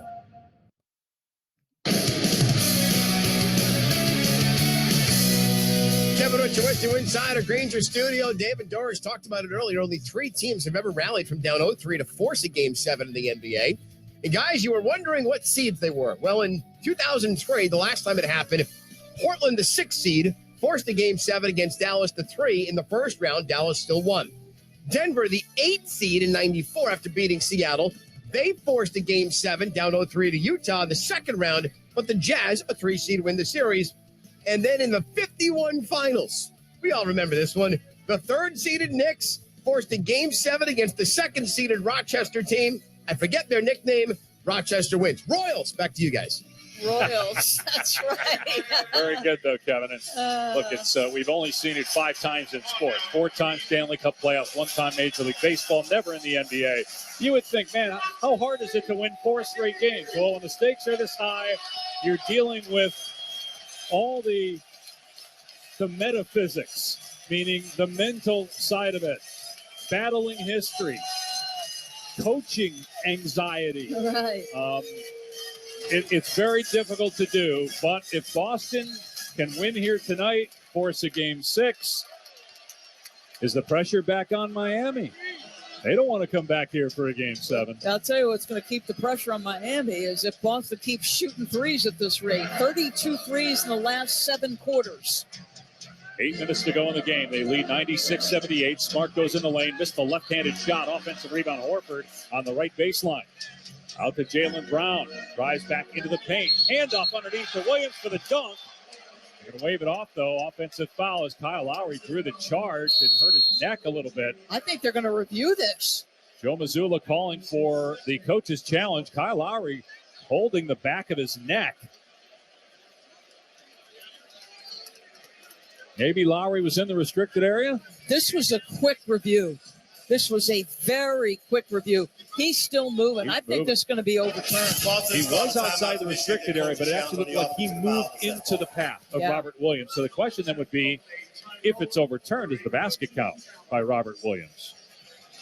All right, we'll step away. 7:58 to go. 96-78 Celtics. This is the Eastern Conference Finals on ESPN Radio and the ESPN app presented by Indeed. ESPN's Kevin Agandi. You know, growing up, no one looked like me that was a major sports athlete. There were no Indian Americans. And if I wanted Indian star athletes on my TV screen, I had to watch my dad's VHS tapes of cricket stars in India. Then Vijay Singh emerged on the PGA Tour in the mid-90s. And I know he's from Fiji, but it didn't matter. Somebody looked like us. Now things have changed, especially in the last 2 decades. When you look at basketball, Sim Buller, Satnam Singh, big men, and most recently, Ryan Agarwal at Stanford. We are rooting for him. ESPN Radio, celebrating and amplifying the stories of Asian American, Pacific Islander, and Asian athletes and sports figures. When I grow up, I want to be a new pair of blue jeans. When I grow up, I want to be a kid's first computer. When I grow up, I don't want to be a piece of garbage. And if you recycle me, I won't be. Give your garbage another life. Recycle. Learn how at iwanttoberecycled.org. Brought to you by Keep America Beautiful and the Ad Council. Whether you own a local business or a global one, you're always looking for ways to position your operation to create opportunities and move on them faster. With Bank of America, you get access to experts, award-winning insights, and business solutions so powerful, you'll make every move matter, locally and globally. Visit bankofamerica.com/banking for business to learn more. What would you like the power to do? Copyright 2023 Bank of America, N.A. 2 guys drove to work. Neither guy wore a seatbelt. One guy got a ticket. One guy didn't. The same 2 guys drove home. One guy wore his seatbelt. One guy didn't. One guy made it home. The guy not wearing his seatbelt didn't. Don't risk it. Click it or ticket. Paid for by NHTSA. Does your vehicle have over 75,000 miles? Get maximum high-mileage engine protection with new Syntec Full Synthetic High-Mileage Motor Oil exclusively at O'Reilly Auto Parts. Right now, get 5 quarts of Syntec High Mileage and a MicroGuard Select Oil Filter for just $34.99. Limit supply. Ask for Syntec High Mileage at O'Reilly Auto Parts. O'Reilly Auto Parts. I switched to Boost Mobile and got a free Samsung Galaxy A23 5G phone. Want to know the best part? It was free? Nope. The fact that it's on America's largest 5G networks? Nope. It's the ding. Oh, yeah. Love the ding. Right? It's all about the ding. It's the dingarooski, the dingaroner, the ring-a-ding-ding. Unleash your power to save with Boost. Get a free Samsung Galaxy A23 5G phone when you switch. Boost Mobile. Unleash your power. And the ding. Limited time offer. New customers only. Available on select networks. 5G not available everywhere. One device per line. Tax excluded. Additional restrictions apply. See your local Boost Mobile store for details.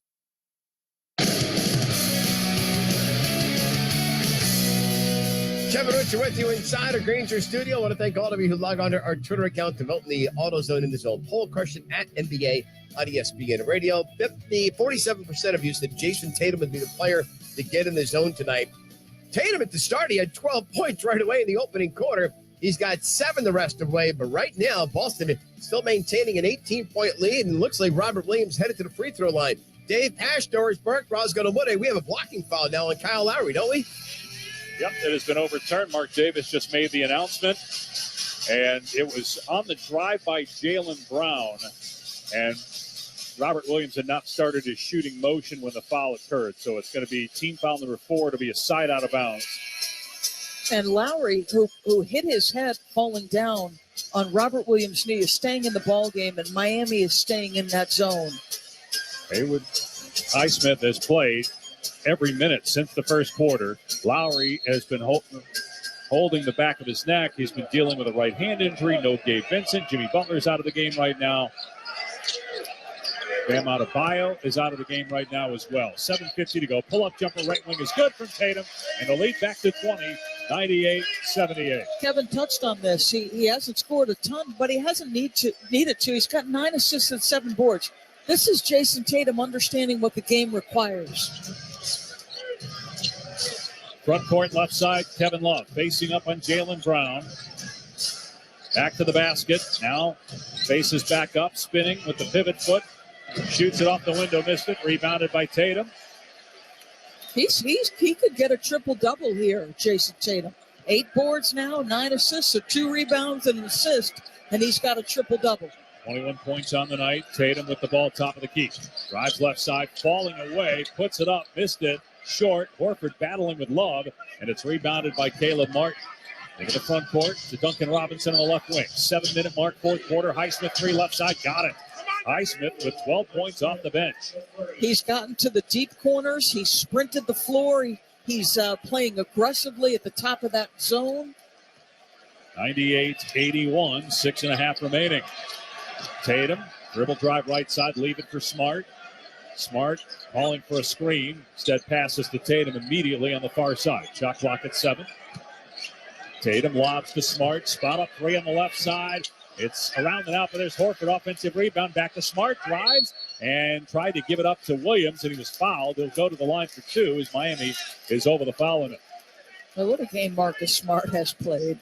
21 points, 3 boards, 2 assists, 5 steals.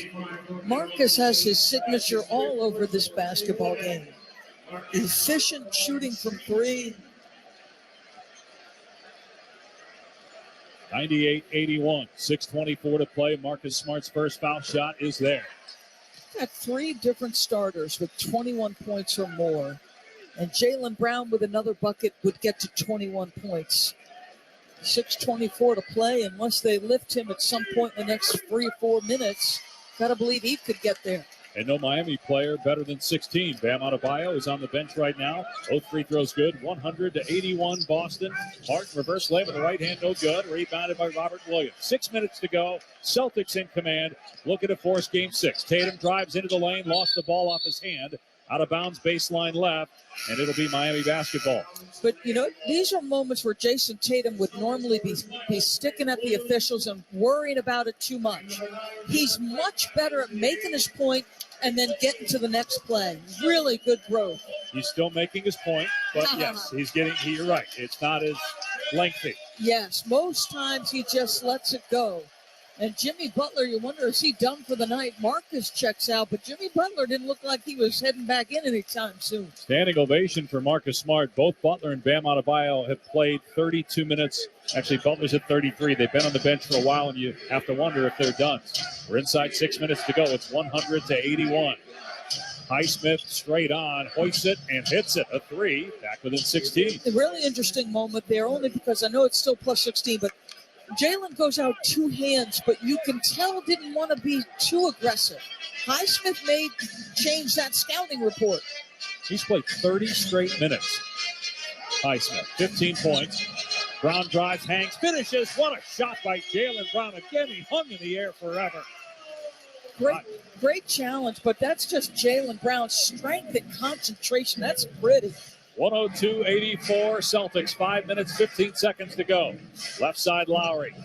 Good defense by Williams. Lowry gets past him, has him on his hip. Layup no good. Batted around. Love is there. And banks home the putback try. 102-86, 5 minutes to go. Miami still hanging around. Hoping to make one more run. Tatum gets it into the front court on the far side. Miami sticking with that zone. The Celtics keep the ball on the perimeter. Zula calling for a screen, so Williams will set it for Tatum. Fires to the right corner. A three is up. The three is no good from Williams, and it's rebounded by Caleb Martin. 4:40 to go. Miami down 16. Lowry on the left side. Thought about it. Be hard to shoot the three over Robert Williams, so he gives it up to Love. Baseline left. Backing down Derek White into the paint. Half hook off the front rim. No. Rebounded by Williams. And Kevin Love comes back up the floor, puts his hands on his head in frustration. Knew he missed a chippy against a much smaller defender. That would have gotten it to 14. 4:15 to go. 102-86 Boston. Tatum driving left side, spins, kicks it out to White on the right wing. White rhythm dribble, then a three. It's good. Derek White with his 6th three-pointer. They just are shooting the lights out. Nice, efficient up fake, lifts that defender, fly by, clean look at the rim. 105-86 Boston, 3:55 to go. Duncan Robinson in the right corner, puts up a three. Way off, rebound Love, putback is good, left of the rim. Well, you think about Kevin Love at his absolute best when he started in the league in Minnesota, one of the best offensive rebounders. He's gotten there a couple times. 3.5 to go, 105-88 Celtics. Tatum on the left wing. They keep it on the perimeter against that zone, which is extended about 30 feet away from the basket. Tatum dribbling now into the paint. Gives it up to Williams. He'll drive, put up a 8-footer that's good over Kevin Love. And a timeout by Eric Spoelstra. That might do it. Really smart play by Robert Williams. You don't think of him as an offensive aggression guy, but the right play. They're giving so much attention to Tatum. Walk into that little floater. Pretty play by RW. So 107-88, Celtics lead.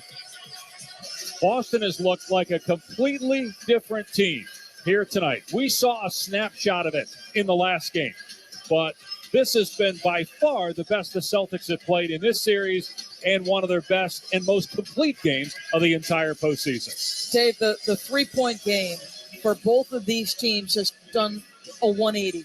So we get a note from Steve LeBeau, longtime stat man that works with multiple talent at ESPN. He sent me a note. Boston 32 threes over the last 7 quarters. That's actually higher now. I think it might be 34. The Heat in the last 7 quarters, so the same exact period, 14. Meaning Boston in a 7-quarter stretch is plus 54 from the three-point line. They started this year and finished this year. 2nd in attempts, 2nd in makes, and 6th in percentage. They have unleashed the best aspect of their game, but I think much of it triggered by the incredible defense they played all night long. And you wonder, can they do it again? Can they force a Game 7 and do this on the road? Meanwhile, Miami has emptied the bench. Nikola Jovic not Jokic, is in the game. Omer Yurtseven has come in the game. Meanwhile, Luke Cornett and Sam Hauser on the floor for Boston. We are headed back to South Florida. 3:20 to go. And we will not see Jimmy Butler or Bam Adebayo again for Miami. Smart, Tatum, and Brown are done for Boston. Miami basketball, 107-88 is the score. The Celtics lead. 3 minutes, 15 seconds to go. Robinson left wing, gives it up. Yurtseven going to get a dunk. Given Miami leading this series at 1 point, 3-0, and the fact that the Celtics have stormed back to win games 4 and 5, and in particular the way they looked in game 5, game 6 might be the most anticipated game of this entire postseason. I feel like Charles Barkley, before this game, had said he thought the Celtics would win, but he also said game 6 would be Miami's game 7. Like, he believes they have to take that game in South Beach. Shot clock at 3. Pritchard puts up the 3 left corner. No good. Rebound in Miami. Well, boy, I mean, if you lose 3 in a row and have to come back here, you know what the crowd's going to be like for game 7. As Duncan Robinson drives, misses the layup, but he's fouled by Williams with 2:21 to go, and Boston up 17. Right now, the biggest question marks, we touched on this earlier, how do you blow a 3-0 lead? Well, you get injuries. Gabe Vincent went down. We've seen Kyle Lowry get shaken up with 2 different injuries that he's played through. Now, Malcolm Brogdon for Boston, we don't know what his status will be for game 6. But first things first for Miami, who's going to be available? Right, this is where the Vincent story, the starting backcourts for Boston versus Miami outscored 47-5. And the ability to handle the pressure defensively that Boston applies at the point of attack, the shot making, the fearlessness of Gabe Vincent, that was certainly missed by Miami. But I got to be honest with you, I don't think his presence makes a difference tonight. That's how good Boston was defensively. Both free throws go for Robinson. Even though Miami is shooting 53%, it doesn't feel like it. The Celtic defense was suffocating for a good part of this game. Jimmy Butler, just 10 shot attempts. He really never could get going. He was trying to be more of a facilitator without Gabe Vincent. 2 minutes to go. 107-92 Boston. 3 to shoot. Hauser a 3 from straight away. No good. And Highsmith with a rebound. Highsmith has now played a team-high 34 minutes. And he didn't play until the second quarter. And he started the second half. Jovic left wing puts it up. No good on the 3. And it's rebounded by Robinson. Lowry's going to try a 3. That's good. 107-95. Minute 30 to go.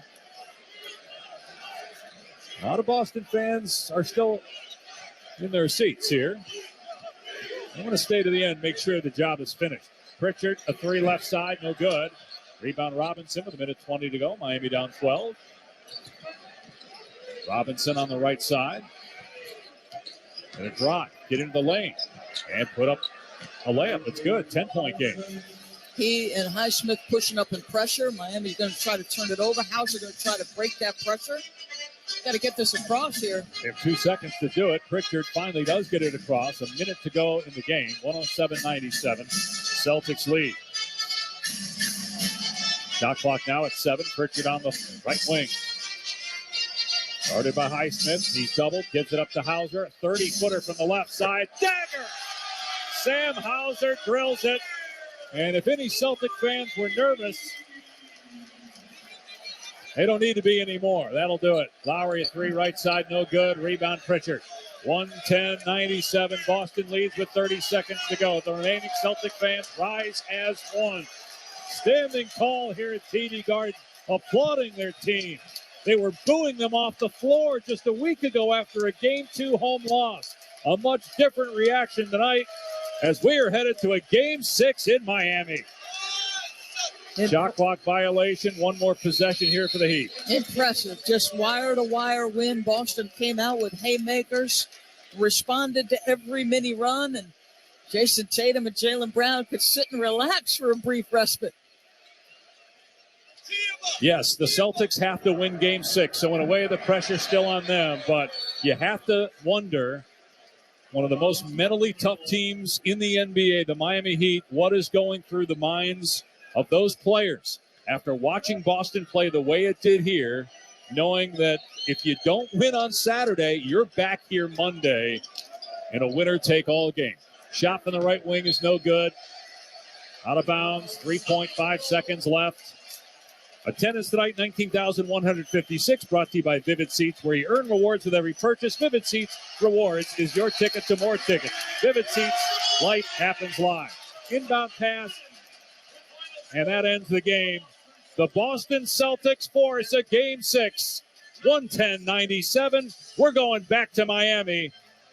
And again, is the pressure now on the Heat, knowing that if they don't win Saturday, they're right back here to face a red-hot Celtic team. It's amazing how quickly this series has turned. Raza standing by with Jason Tatum. Jason, when you guys get back to your defensive identity, how does that change everything for your team? It picks up the pace for sure. And it just allows us to play more free. When you're getting stops, it has a positive impact on your offense. Shots start to get, more open. You're passing the ball, you're moving. You're not letting them set their defense because you're playing in transition. So it has to start on defense. Yeah, and then it led to some threes. How did the three ball and also the way you were able to create those shots energize your team throughout? Yeah, they're a really good defensive team. I know I'm drawing a lot of attention and things like that. So, you want to try to get into the paint, draw two, and then kick out. When you drive, kick, pass up a good shot for a great shot, usually ends up in a really good result. Joe Mazzulla, he was aggressive with the timeouts, not allowing them to get any momentum. How have you appreciated his approach to getting you guys back into the series? It's been great. We all been on the same page. We all just trying to take it one game at a time.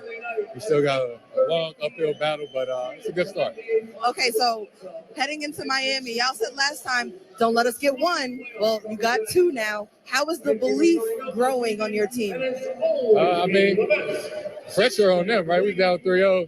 Nobody thought we was going to win. So we playing free, playing confident. We're ready to go down Miami. All right, good luck. Thank you. Miami still needs one more win for a trip to the NBA Finals. But now Boston only needs two, as the Celtics won it 110-97.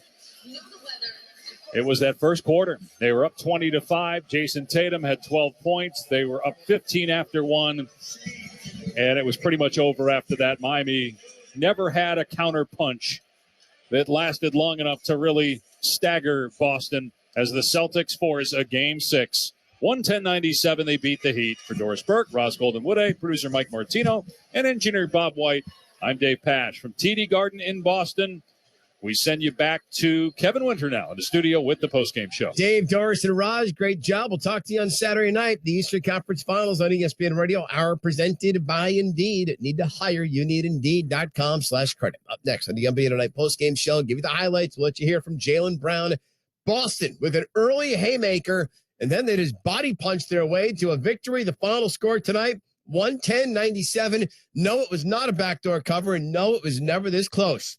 Give you the highlights next. This is the Eastern Conference Finals on ESPN Radio, the ESPN app. This weekend on ESPN Radio, it's a showdown in the National League East. Kyle Schwarber, and this place is going bananas. Kyle Schwarber and the Philadelphia Phillies begin a 10-game road trip in Atlanta when they go head-to-head against the NL East leading Braves. The Philadelphia Phillies at the Atlanta Braves. Coverage begins Saturday at 3:30 Eastern and Sunday at 6 Eastern on ESPN Radio.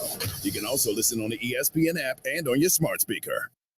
Coming up Friday, we'll recap Game 5 of Heat and Celtics and get you ready for the unofficial start of summer. Keyshawn, J. Will, and Max, 6 a.m. Eastern, right here. ESPN Radio, ESPN2, ESPNU. This copyrighted broadcast of the National Basketball Association may not be retransmitted, reproduced, rebroadcast, or otherwise distributed or used in any form without the express written consent of the NBA.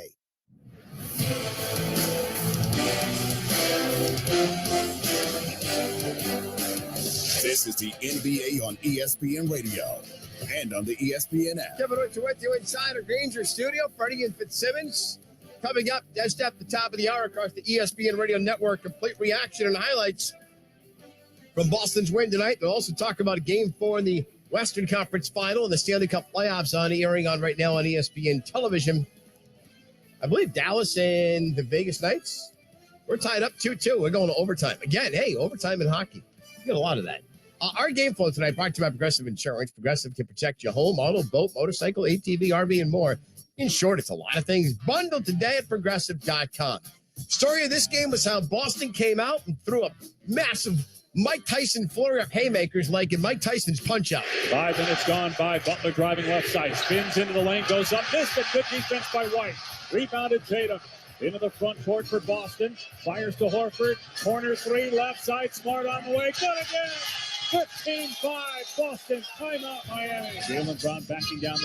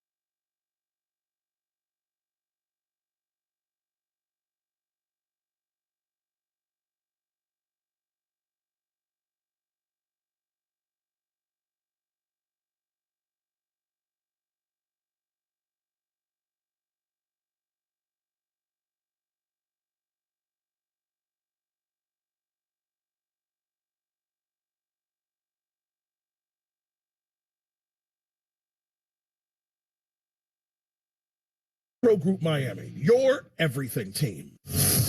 Time for a recap of the game. It's the post-game show on the Miami Heat audio experience. Lob up to Williams, blocked away by Bam. Into the hands of Jimmy. Kicks it ahead, gets up, throws it down, and one. White, what were you doing? Very little there, but he was all white all night. 8 of 11 from the field, 6 threes. The game's leading scorer, Derek, had 24. Hi, everybody. It's post time. The final score, Boston 110, Miami 97, but the Heat still leads the series 3-2. Never confused with Nostradamus. TNT analyst Charles Barkley termed tonight's tilt a cakewalk moments after game number 4. Kenny Smith a little more favorable going into the game, saying game number 5 would be more pressure-packed to win at home. Either way, it was all Celtics in this one. Let's welcome in Alejandro Solana. You had a feeling that Boston would come out breathing fire in this one, but we've said this before with New York and Milwaukee, and it really didn't happen. After a couple hoops for both teams, it was all Boston on the score sheet. 40 points more for the starters on the score sheet by halftime. They finished up 95-44 against the Heat's first 5. That, as much as anything, shows me dominance because they had 4 guys in the 20s, the way they handled the basketball tonight. So going back to game 4, Tommy, 9:37 mark, the Heat lead by 9, 61-52. Since then, it's been Boston a plus 39 advantage. Ouch. They have had their way against Miami, and you're right, it starts with the starters, with the starting 5. I know Gabe Vincent was out tonight, but Kyle Lowry, you were kind of hoping he'd bring that championship pedigree. He did not, to put it lightly. And the Heat's 2 best players struggled out of the gates and then really never caught their wind. Boston's best players came to play tonight, and the Heat were never able to match that sense of urgency. Yeah, and the tough thing to think about is while Jaylen Brown finally had his coming out party in the series, the glaring stat was those 2 guys who were just so good, Brown and Tatum, were dominating by halftime. 4 threes, 11 of 21. Finished the game with 4 threes. Not that you needed much more out of them, but they shot 50% from the field combined, 17 of 34. 5 starters, 4 of them hitting in double figures with over 20 points. And they're all there by the early part of the third quarter. So they seem to have found their game right now, like you mentioned, in the last 6 quarters. but also was a question of Jimmy Butler and Bam Adebayo did not play the type of game you needed them to play. They didn't. And there's a reason why we didn't really see Bam in the fourth quarter, right? I do think that may have been a message from Coach Spo. We'll find out a little bit more now when he comes to the podium. But bottom line, at one point at halftime, Boston's best players are putting on a show, especially from three, and just making things happen, Tommy. And the Heat, with Bam and Jimmy, combined for 5 of 16 from the field. They just have to be better. There's no other way around it. They had to be better tonight, especially in that third quarter, and they weren't. Final score, Boston 110, Miami 97. Up next, we hope to hear the best in Spo. The postgame thoughts of Heat head coach Eric Spoelstra in a matter of moments. This is the Miami Heat audio experience.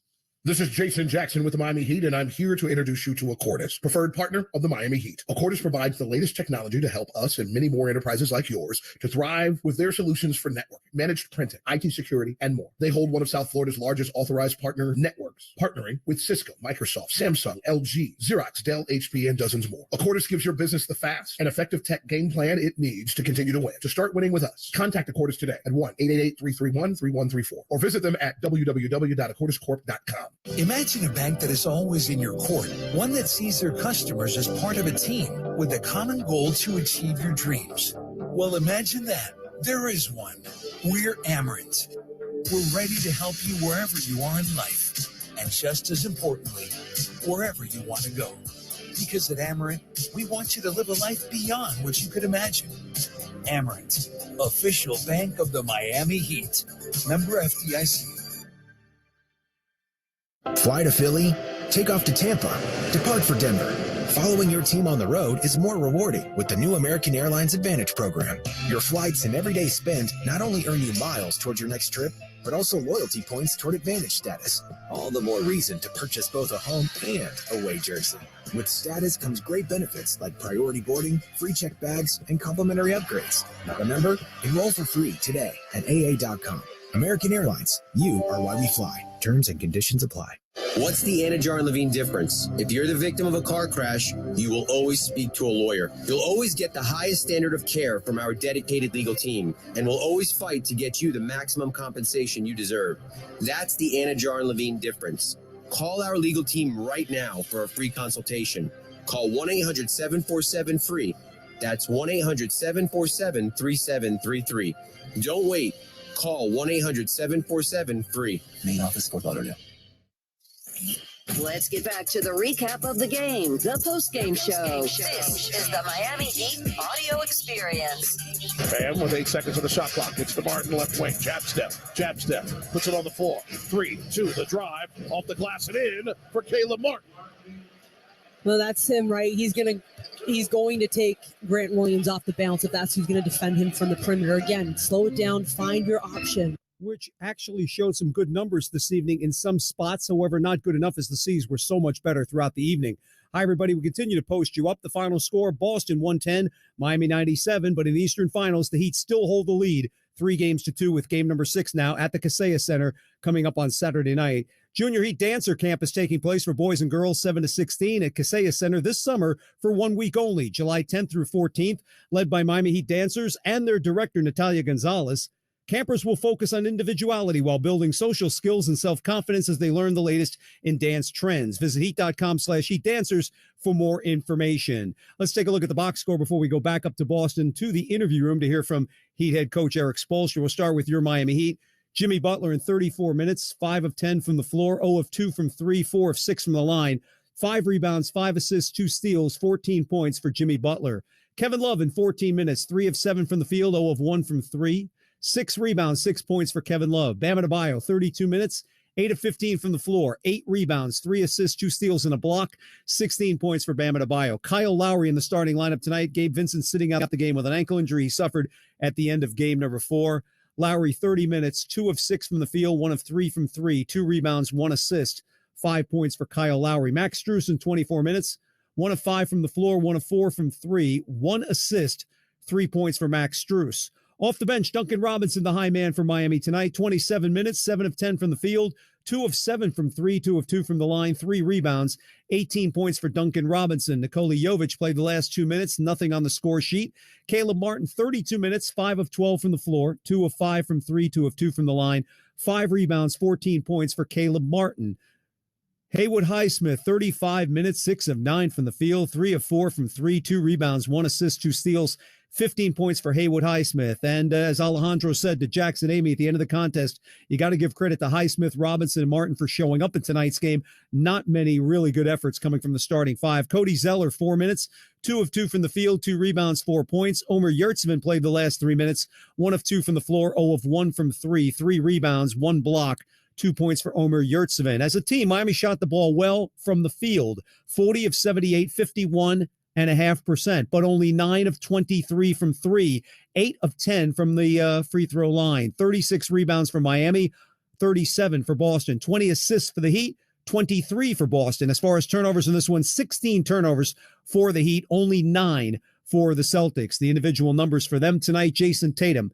We'll get to the Celtics in a moment. Let's go back up to Boston. Here's Heat head coach Eric Spoelstra. To that tonight and the way they're able to kind of force turnovers and generate some threes in transition. Yeah, their activity level has gone up the last 2 games, and that's what you have to expect in a competitive playoff series. And then we're playing in a crowd quite a bit, which there can be some good things, from that.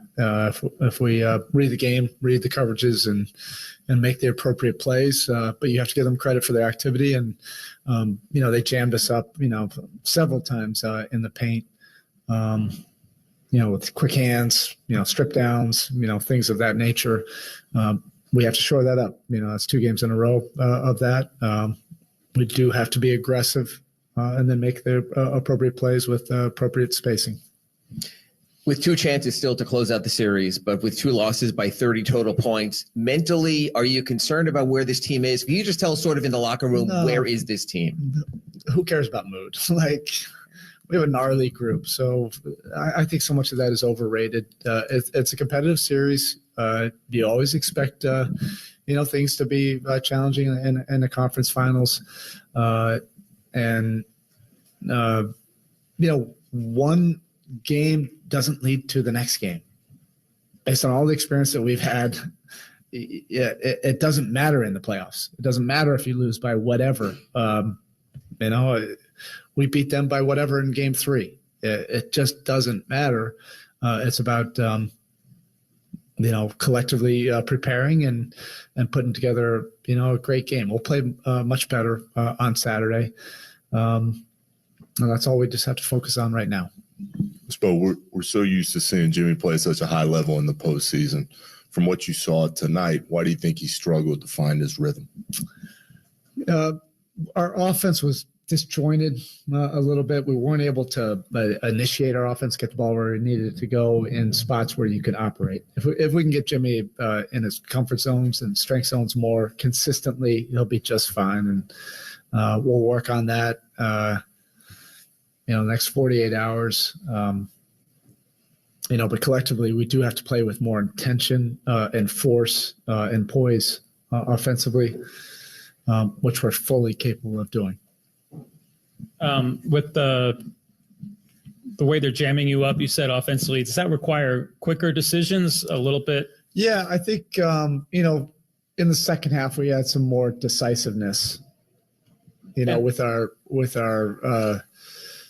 on the catch, on the dribble, things like that. And, when teams step up their pressure, that's what you have to be. You have to make quicker decisions and be decisive with your actions.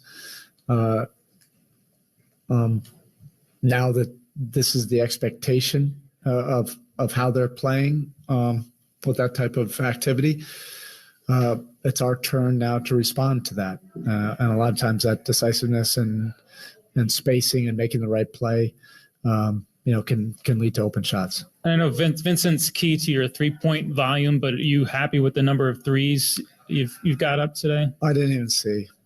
I assume it's a low number. If they're, and they shot whatever they shot. Look, as long as we're getting intentional with our offense and we're playing how we want to play,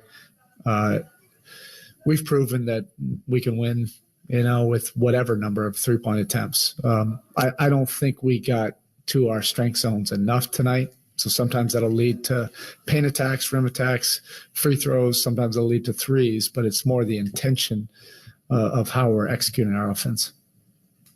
Eric, you obviously went to Highsmith in the second half, mixed up a couple things. With the way the Celtics have played the last two, do you have to consider a more permanent lineup change for this series? Yeah, we'll see. I mean, we'll see who's available, see if Gabe's available. I can't answer that right now.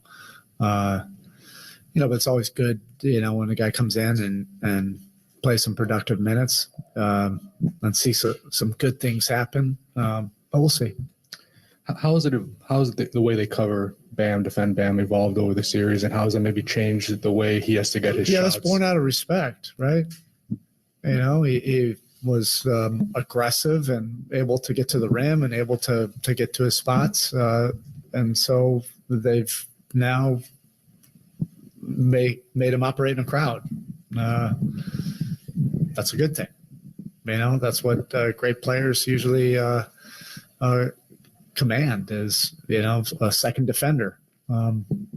But I thought his decisiveness on a couple plays in the second half were key, and he just needs to get into, the rhythm of how they're defending him, and I'll see if we can get him in places where he can feel more comfortable to be able to get to his spots. And we all have to, make sure that our two main guys are playing in their strength zones, and that's on all of us. That's on me. And that's on everybody executing with intention. This next one. Yeah, Coach, just following up sort of what John was talking about. With Gabe out, I know Jimmy missed the second game against New York, but you guys had such a rhythm and the toughness that he gives you. Is that something? I know you're the last one to make excuses, but is that something? There's no excuses. Yeah. No, not at all. But the Celtics outplayed us tonight. That would be a disservice to how they took control of this game. Okay, thank you. That's Heat head coach Eric Spoelstra. Tonight's post-game coaches press conference presented by Miami Orthopedics and Sports Medicine Institute, the official sports medicine provider of your Miami Heat. Go where the pros go. We hope to go back up to the TD Garden and hear from one of the players from your Miami Heat. But first, let's pause 10 seconds for station identification. This is the Miami Heat audio experience. The Miami Heat play here. WQAM Miami. WPOW HD2 Miami. WKIS HD2 Boca Raton. Powered by Anajar and Levine Accident Attorneys.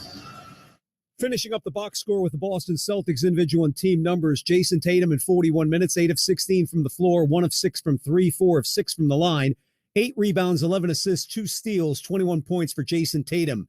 Al Horford in 29 minutes, 3 of 7 from the field, 0 of 3 from 3, 11 rebounds, 5 assists, 1 steal, 1 block, 6 points for Al Horford. Marcus Smart in 30 minutes, 7 of 12 from the floor, 4 of 6 from 3, 5 of 6 from the line, 3 rebounds, 2 assists, 5 steals, 23 points for Marcus Smart. Derek White, 37 minutes, 8 of 11 from the floor, 6 of 8 from 3, 2 of 3 from the line, 3 rebounds, 1 assist, 2 steals, 24 points for Derek White. Jaylen Brown, 37 minutes, 9 of 18 from the field, 3 of 5 from 3, 2 rebounds, 2 assists, 3 steals, 21 points for Jaylen Brown. Off the bench, there really wasn't much to talk about, to be honest with you. With the Celtics, Grant Williams was the high. In 26 minutes, he scored 6 points, 1 of 4 from 3, 3 of 4 from the line, 4 rebounds and a block. Robert Williams III, another perfect evening from the field. In 18 minutes, 3 of 3, 4 rebounds, 1 assist. He had 6 points as well. As a team, Boston shot the ball well, 40 of 79 from the field for 51%, 16 of 39 from 3, 41%. That's the danger number. If they get over 40%, they are lightning. They've only lost 2 games over the entire season by shooting over 40%, and now that's 35 makes in the last couple of contests. Somebody's got to get out to the line from Miami and slow these guys down. 14 of 19 from the free throw line. It all adds up to a 110-97 victory by the Boston Celtics over the Miami Heat, but the Heat still lead the Eastern Finals 3-2. Still, I check out news and notes around the NBA in mere moments. Plus, check on some frozen pond this evening as well. You're listening to the Miami Heat audio experience. When it comes to basketball in Florida, Valley Sports Sun is the heart of the state, bringing you to the hardwood for all the biggest moments. Kaboom! He's on fire! Watch your hometown team turn up the temperature as they battle the very best around the league. Oh, my. Plus, pregame with your favorite Valley Sports team before and after each game for the Heat live pre- and post-game shows. Yes. Catch the Heat all season long on Valley Sports Sun, the Valley Sports app, and Valley Sports Plus. You love watching, following, and sometimes even playing the game. Don't ever let an injury keep you from it. Let the all-pro staff at Baptist Health Orthopedic Care, the official sports medicine provider of the Miami Heat, get you back to what you love. Visit baptisthealth.net/ortho for more information. Doesn't it feel good to know you can go where the pros go? Can health insurance be a doorway to a healthier life? To yoga classes? To nutrition classes? To nurses you don't need an appointment to see? Or even community specialists who give you access to helpful resources? It can. Our Florida Blue Centers offer all that and a whole lot more. All you have to do is walk through the door. What else can health insurance do? Find out at floridablue.com. Florida Blue, your local Blue Cross Blue Shield. Florida Blue is a trade name of Blue Cross and Blue Shield of Florida, Inc. The season is here, and so is your chance to experience all the thrilling Heat basketball live and in the stands. As the official marketplace of the NBA, Ticketmaster has got you covered with the largest selection of seats of any ticketing marketplace. Do not miss any of the action. Grab your tickets now at Ticketmaster.com/Heat. Let's get back to the recap of the game, the post-game show. This is the Miami Heat audio experience. Williams on the board to get it. Gets it up to Marcus Smart. He kicks it right to Tatum. Tatum back to Smart. 3-ball left wing. You know the deal after that noise. And that's just exactly what I was talking about. Points off of turnovers, and it's a 3 because they're running, they're moving the ball around, they're finding open shooters. And there were plenty of those throughout the evening. The only triple that Tatum buried, but Smart, White, and Brown, 13 of 19 from distance. That'll hurt you every time. Welcome back, everybody. The final score, Boston 110, Miami 97. The Celtics pulled to within 3 games to 2 in the Eastern Finals. In the NBA, besides this, LeBron says he'll wait to the summer before he decides on his career. Denver in its first NBA Finals in its 46-year history in the league, the last ABA team to make it. The only one of the 4 who has ever won a championship that came over from the ABA in the merger, San Antonio, and they only won it 5 times. Denver will start the NBA Finals on Thursday night, June the 1st, against the winner of the Eastern Finals. In the National Hockey League, we know what happened last night. Florida moves on into the Stanley Cup Finals for the first time since 1996 and only the second time in its history. They will face, we don't know yet, the Western Finals go on in overtime. Dallas beats Vegas 3 games to 2 to extend the series to game number 5 on Saturday, but the Knights go home leading 3 games to 1. Our final score, Boston 110, Miami 97. We'll wrap this thing up in a tidy little bow in 2-2 with Alejandro helping us close out the festivities shortly. This is the Miami Heat audio experience. At the UPS store, not every small business needs the same thing, but every small business needs something. We're the scanning and faxing store, the printing store, the packing and shipping store, I need my designing place and my printing place to be the same place store. We're the one-stop, right around the corner, everything you need so you can be unstoppable store. The UPS store. Be unstoppable. The UPS store locations are independently owned. Product, services, pricing, and hours may vary. See Center for details. Have you heard about El Car Wash, the official car wash of the Miami Heat? For as low as $19.99 per month, you can enjoy unlimited express car washes at all of our 20-plus locations from Miami through Palm Beach. If you are on your way to work, having a night on the town, or just want the refreshing feeling of a sparkly clean car, come through one of our state-of-the-art car washes for a high-quality, fast, and fun finish. Visit elcarwash.com to find a location nearest you. El Car Wash. Always drive clean. Hey, it's the Good Greek Spiro, and we all know that an important part of winning a championship is getting there. And as the Miami Heat pursues another championship year, they trust the Good Greek to get them there. And when it's time for you to move like the Miami Heat and call Good Greek Moving and Storage. Whether it's local or long distance, go to goodgreek.com. Good Greek Moving and Storage, the official movers of the Miami Heat. Good Greek Moving and Storage. Your superhero movers. Hey, Heat Nation, the best way to celebrate a Heat win is with Papa John's Pizza. Because when the Heat win, you win too. The day after a Heat win, get 50% off online orders at regular menu price when you order from the Papa John's app or papajohns.com using the promo code HEATWIN. And don't forget to join Papa Rewards for exclusive items and score points towards free pizza with every order. Papa John's, the official delivery pizza of the Miami Heat. Offer valid for online orders only. Not valid with other discounts. Delivery fee and taxes extra and are not subject to discount offer. From jump. So, like I always say, it's going to be all smiles. We're going to keep it very, very, very consistent, knowing that we are going to win the next game. Jimmy, we've been talking a little bit in here about how they've made it harder on Bam. What does it look like to you that the Celtics have changed defensively? I think they packed the paint really well, switching really well, and just contesting shots without fouling at that. I think that's the game as a whole. But it's on us to get him in better positions to score the ball, get it to him in transition, stuff like that.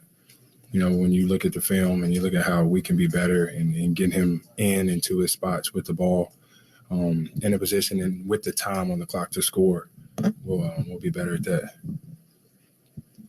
Obviously, you miss Gabe, and he's important, and now there's no Gabe, there's no Tyler, there's no Vic. Other guys did step up and give contributions. Haywood, Duncan. Is there a comfort in knowing that there are other guys there and that they were able to step for you, and there's other numbers and guys to call upon if needed? Yeah, without a doubt. Guys are so confident because they've been in this position all year long with guys in and out of the lineup. They're constantly working on their game. So they don't switch up anything just because, it's game 5 of the playoffs or game 5 of the season. They're going to do what they're comfortable with. They're going to do whatever you ask of them to do. And they're going to play well. Like I feel like they did in the possessions and the time that they got out there.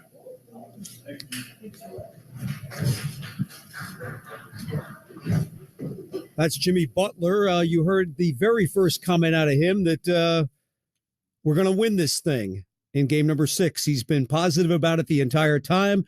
No need to look at it after a game like this. The score not indicative of how the game really went.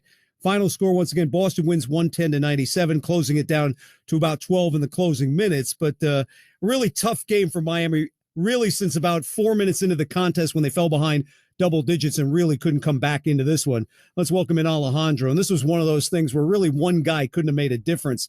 But scoring 17 points a game, Gabe Vincent, they talk about him and how he is sort of an inspirational type of player out there.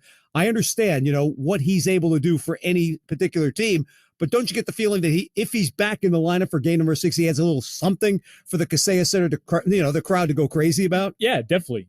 He could definitely give you some sort of momentum, right? Just because the crowd will be into it. And by the way, the Heat right now, they've played a really bad second half in game 4 and obviously a terrible game 5 today. You're looking for something, right, Tommy, to just kind of inspire a little bit of belief. And a player who's been so good for you this offseason, or this postseason rather, coming back, it'll give you a little spark. But I also think just on the court, more than anything, you saw at times today, other than Duncan Robinson and Caleb Martin, you saw a Heat offense that was stagnant. Just players on the perimeter. Usually it's Max Strus and Gabe Vincent flying down the baselines, really in transition, pushing the tempo, being guys who are keeping the defense, very aware of what's going on off the ball. And tonight that wasn't the case. It's just Jimmy Butler at the top of the key or Kyle Lowry at the top of the key, waiting for a screen. Here comes Bam Adebayo. He sets a screen, and you know exactly what Boston that is, knows exactly what's coming. It's Bam rolling to the basket. Well, now they have Al Horford or Robert Williams guarding that entry pass, and there's no movement on the perimeter. That's what led to so many turnovers in the first quarter, 6 leading to 10 points off turnovers for Boston. They break out that 23-6 run or 27-6 run. Most of those are off Heat turnovers or Heat bad misses, bad looks. That's what I think Gabe Vincent provides for the offense. I'm not saying that he comes back and all of this gets we fixed, understand, sure. But it's just that extra element. These guys were all grooving. There was really this type of pace Miami was playing at, and he was a big part of it. Well, it's tough to find positives. The Celtics just owned the play all night long. One of them was Duncan Robinson that you mentioned. He led the team at halftime with 10, finished the game leading the team with 18 points. There wasn't much of a bench to start off with. Kyle Lowry replaces Vincent in the lineup, plays 30 minutes, didn't really have that much of an impact in the contest, but giving off a lot of credit to some of the guys you've been mentioning at halftime. Haywood Highsmith doing what he did was a really nice effort. I know it's tough to say that when you're in a position like this and you're trying to come back from 16, 18 points down, but Martin, Robinson, and Highsmith playing the way that they did says an awful lot. I don't think it's going to change a heck of a lot when they go out there. It's going to have to rely on the starters, but that they did give them something as far as a little bit of life might bode well if you have a full bench coming up on Saturday night. Yeah, I mean, you can't blame this loss on Duncan Robinson, Haywood Highsmith, or Caleb Martin. Those are the three guys. Yeah. No, right. I'm just saying those are the 3 guys where you look and you say, wow, if it hadn't been for their additions tonight, if it hadn't been for their production tonight, this one could have been a lot uglier. I mean, when the Heat were desperately in need of points, Bam and Jimmy couldn't get anything going. Kyle Lowry tonight offensively, truthfully, just didn't give you anything other than turnovers, unfortunately. And then Kevin Love, he was 0 for 1 from 3, wasn't there to really stretch the floor. Had a couple putbacks to make it 3 of 7, but it was Duncan Robinson's movement, right? Like that's what you were lacking offensively, and he came in and he provided it. Haywood Highsmith, turnovers, allowing the Heat to jump out into transition, and Caleb Martin, as always, coming off the bench and creating that spark. He really was the only player that was able to go one-on-one against Boston tonight and make something happen at the rim. I really was hoping that the Heat tonight would come out and play hard-nosed Heat type of like basketball. games 1 and 2. Like games 1 and 2, Tommy. And the starting unit did not show up to play that style of game. And I think the Celtics starters, obviously, as evidenced by how they outscored Miami starters, did. And the Heat were not able to respond, their starting unit. And it wasn't until Duncan Robinson and Caleb Martin got in the game where Miami was finally able to establish some sort of rhythm. And then, even then, Boston knocking down those open threes, they bring in Haywood Highsmith for a bit more defensively, and he helped, kind of curb that run as well by Boston. But bottom line, as great as those three guys played, Duncan Robinson, Haywood Highsmith, and Caleb Martin are not winning you a championship. And are not closing out the Celtics in a desperation game for them and their home floor. It's just not happening. Those three guys can play great and they can help you get there. But if your two best players, and I add Kyle Lowry in there as well, aren't playing to the level that the Boston core was playing tonight, you had no chance in this game, and that was the difference. I thought it was kind of interesting down the last 8-9 minutes of the game that you sat and watched over on the bench, and there's Bam Adebayo sitting there. Usually in this game, this guy's a warrior. You want him out there time and time again, even if you're down 16. He had a decent stretch in the third quarter, but all it was doing was getting a bucket here to get him within 18, or then after another run to get them within 16. So obviously he's frustrated. Everybody on the team is after a game like this, and especially the last two quarters before that. You take a look at how that feels when you think of Tatum and Brown and Smart and all those guys sitting out in game number 3, how much of a perspective it might give as far as Bam and Butler realizing Bam has said time and time again, when he doesn't play well, he's as honest as anybody. I didn't play well. I need to play better. You have to figure going out for game number 6, wherever they're playing the game, they could play it on Mars. He has to come out and play the darn game the way he's capable of playing. Yeah, and we've seen Bam, even when he doesn't score, just be the most impactful player on the floor. Sure. Tonight, that wasn't the case, Tommy, and you're right. In the third quarter, he scored 4 straight baskets in a row. All 4 were twos, and 2 of them were jump shots. The other 2 were at the rim. One was a putback one. He actually did a Euro around Al Horford for a bucket. But all it was doing was cutting the deficit from 20 to 18. At one point, it was 16. But guess what wasn't coming on the other end? Stops for Miami. So as much as you're scoring, and as great as it was for Bam to finally start getting into a rhythm, he wasn't providing that energy, that hustle, that intensity, that passion you need from him on the defensive end. He just wasn't. And he wasn't alone, by the way, because I don't think Jimmy Butler brought that same intensity on that end that he usually does either. So, as great as it is that he finally got into a rhythm, think about it. He scored 8 straight points and he ended with 16 tonight. Didn't even get a minute in the fourth quarter because, 1, the game was just kind of out of reach. And 2, I do think Eric Spoelstra was kind of sending that message of, hey, you need to show up in these types of games, and you didn't. And now the Heat have one more opportunity on their home floor to close this thing out. And Tommy, they're going to be relying on Jimmy, but they're also going to be relying on Bam Adebayo. In games 1 and 3 in the series, Alejandro, the Heat passed the 120-point mark at each one. Since then, is it a question of the Celtics in the last 2 games specifically raising their level defensively with a huge portion of their offense coming off that? Because the statistic that I was really impressed in, never happened in the history of the game that a team with the starting 5, 12 or more steals and 12 or more three-pointers. That's saying an awful lot about the ability of your defense setting up your offense like it was tonight. Yeah, and they brought that pressure right from the jump, right, Tommy? And that's not something that we're used to seeing from this team. I had mentioned after game 4, it was the first time Miami was out-executed down the stretch. And for the first time, not only this series, but really in this postseason, other than when Milwaukee in game 2 shot a record 25 threes on their home floor. Even in that game, Miami shot over 40% from 3 as well. They just couldn't match 25 threes. I just thought tonight the Heat, they allowed Boston to dictate the type of game that was going to be played. And the Heat have done such a good job at responding, throwing punches back. And tonight they weren't able to do it. But that's what happens when Boston starts to feel themselves, Tommy. And I think their aggression defensively, you have to give them credit. I mean, they upped it, and they realized that when Miami's down, think about it. The Heat lost by 13. And I know at the end there was a bit of a run with the bench in. But if you really think about it, at one point in the fourth, the Heat, they go on a tiny bit of a run. Mazzulla's doing a great job at calling timeouts. And it's a 15, 16-point game. The Heat, at the end of the first quarter, lost that first quarter by 15. That's the difference right there. If you're able to really clean up some of those mistakes from Boston in that first quarter and not lose it 35-20, but rather 30-20 or 28-20, and some of those turnovers, you don't allow Boston to go down the other stretch. The fourth quarter, as bad as you played, as you know, of a low level Jimmy and Bam played for most of this game, it's not a 15, 16, 18-point deficit. It's an 8, 10-point deficit, and your momentum carries you to where you need it to be. So I think it all goes back to that first quarter, Tommy. I really do. I agree with you. You know, I think this is a different type of feel with this club than I think back to the championship type of teams. Not saying this team is not capable of becoming a championship type club. You're up 3-0, going back home to play 2 games. You have what it takes to get to that point. But I think back to some of the games over the time that, you know, this team was fantastic year after year after year. You're down 2-0 to Dallas, different type of club. You came home, you did what you did. You think of the LeBron game. You were up 2-0 against Boston in 2012, lost 3 straight, including a game on your home floor. You went up there, you won. Last year, Jimmy Butler has the type of game that he had in game number 6, brings it back for game number 7. I get this feel that this game coming up has a game 7 feel to it. I don't think either team is going to be extremely desperate. I think Boston comes in with an awful lot of confidence going into this contest. I have a feeling on the other side, Miami still thinks they can do some good things because they have played well in these playoffs, but they know darn well they're going to have to come up. I think back to that San Antonio series, 2013, Heat lost 113-77 in one game.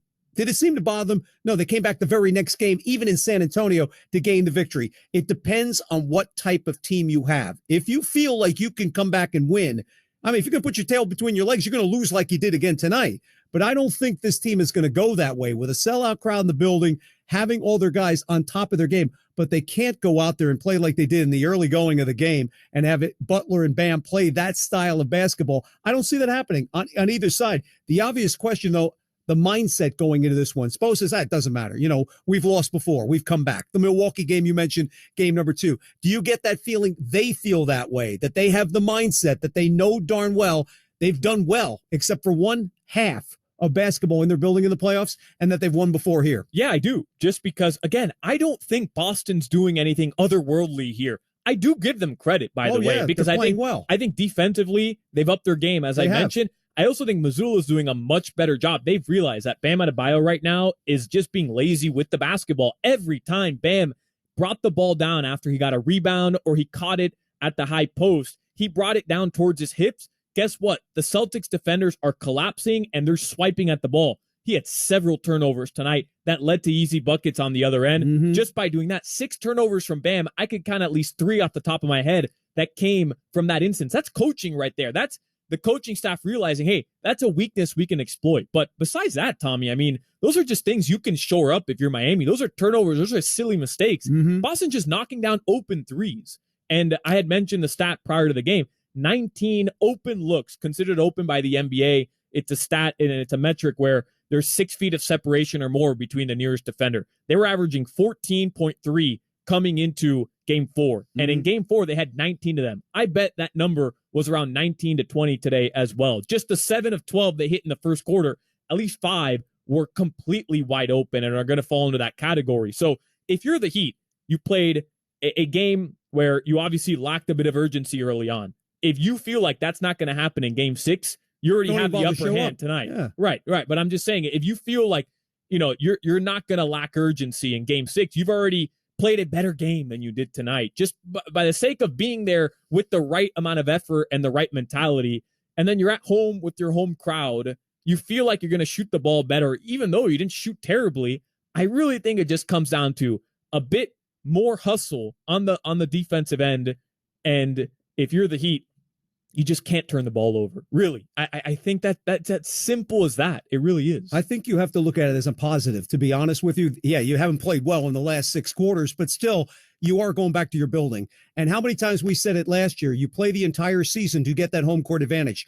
By winning the first 3 games, you've got the home court advantage. How much do you feel just having the home court advantage will mean in game 6? I think it means a lot, right? Because we talked about how unorthodox it is for the team with the lower seed to take the first 2 and then be up 3-0, lose game 4 on their home floor and have to go back to the higher seed for game 5. Usually it's the other way around. It is. The Heat now, while this game may have not been set up in their favor in terms of the seeding or whatever, they have this opportunity. Usually you lose game 5 of a closeout, you're headed back to game 6 on the other team's floor. Down 3-2 usually. The way that I think Amy and you, and I think we're going to see this a lot tomorrow and going into Saturday, the way people will approach it, which is this is a game 7, I believe that. I think if you're the Heat, you have to feel like this is a win or go home game. And the fact that you'll have your home crowd behind you in a game 6, I think will be huge for the Heat, especially, they've lost 1 game and really have had 1 bad half in the postseason on their home floor. If you're the Heat, you have to relish this opportunity to do it in front of your fans, by the way, given how poorly you played the last time you saw them. It could be a very special evening. There's no question about it, because game number 6 has been that way for the Miami Heat. I'm sure we'll look over that in the future, maybe even the local thing. Who knows? Game 6, Dwayne Wade, LeBron James, Jimmy Butler. We can go on and on, but why bore the poor people? Everybody knows the history of all that. That's all the time we have for now. Our producer, Matt Wilson, assisted by Jimmy Garcia and Courtney Fallon. Our next Miami Heat broadcast is coming up this Saturday night at the Kaseya Center. Game number 6 of the Eastern Finals. Tip time is scheduled for 8:32. That's what we're assuming, because the first 5 games have been at that time. Our pregame show starts promptly at 8 o'clock. Coming up next in Miami, the AM 560 WQAM cool down with Alejandro. Now for Jason Jackson, Amy Audibert, Alejandro Solana, and the gang, I'm Tommy Tighe. Enjoy the rest of your evening until we see you next time on the radio. The final score again, Boston 110, Miami 97, but the Heat still leads the series 3-2. You've been listening to the Miami Heat Audio Experience. There's nothing sweeter than the sound of a step-back 3 ripping through the net, or the chirp of your opponent's sneakers squeaking after a nasty crossover. Except maybe the roaring of the crowd after a perfectly executed Eurostep. But those moves don't just happen overnight. You have to put in the work. Countless hours of practice, relentless dedication, and endless preparation. At Kia, we've mastered a move of our own, and it's called the Telluride. Its available 3.8-liter V6 engine didn't just magically appear. We built it from the ground up. And how do you think it got 291 horsepower? Luck? Think again. You don't put on a performance this unstoppable without sweating every detail. So the next time you see someone splash a 30-foot fadeaway, remember how hard it is to make it look so easy. And the next time you're behind the wheel of a Kia Telluride, be inspired by the way it glides so effortlessly. Kia is the official vehicle of the Miami Heat. Kia, movement that inspires.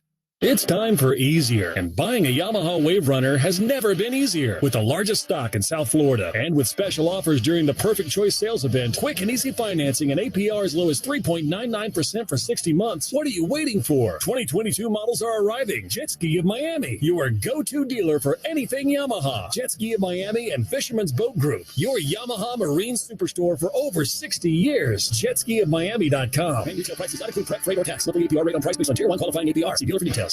Metro Group Miami, corporate partner of the Miami Heat, the home of Metro Signs and Metro Wraps, has been South Florida's business choice for quality signs and graphics for over 34 years.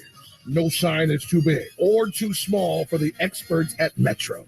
We bring brands to life. Call us today, 954-983-6662, 954-983-6662. Visit MetroGroupMiami.com to learn what we can do for you. Metro Group Miami, your everything team. This has been White Hot Miami Heat basketball on the Miami Heat Audio Experience. Sponsored by Bacardi, a proud sponsor of the Miami Heat. Live passionately, drink responsibly. Bacardi USA Inc., Coral Gables, Florida. And by Ticketmaster, official ticket partner of the Miami Heat. Demisman and Dover Law Firm presents the Miami Heat audio experience postgame show on the home of the Miami Heat. AM 560 Sports, WQAM, FM 99.9 HD2, and always live on the free Odyssey app. Demesman and Dover Law Firm, youraccidentattorneys.com. Free consultations 24/7 at 866-954-MORE. Sponsored by UHealth, University of Miami Sports Medicine Institute experts treat athletes of all levels, elite pros, active adults, and youth athletes. Recover your game. Visit uhealthsportsmedicine.com. Well, I'll see you Saturday night for Game 6 at the Kaseya Center, Heat Nation. Your final score tonight, Boston 110, Miami 97. Welcome into the cool down. I'm Alejandro Solana, live from our studios in El Portal. This is your home for Heat basketball, 560 WQAM. Put away the pots and pans. Brennan Tobin, if you're listening from our midday show, put away your top hat and your monocle. Put away your escobas, your brooms. No gentleman sweep. No sweep either. 2 straight losses for the Heat. And this series, it feels a lot different now than it did Sunday when you took a 3-0 lead in Miami. Look, I'm not going to panic. Heat Nation have to do is win one more. They come back to Miami. They're on their home floor. They're more than capable of winning a Game 6 at the Kaseya Center. We know that. But one thing is for sure. They're going to need a hell of a better effort than they gave tonight. From the start, sloppy play from the Miami Heat. 6 turnovers.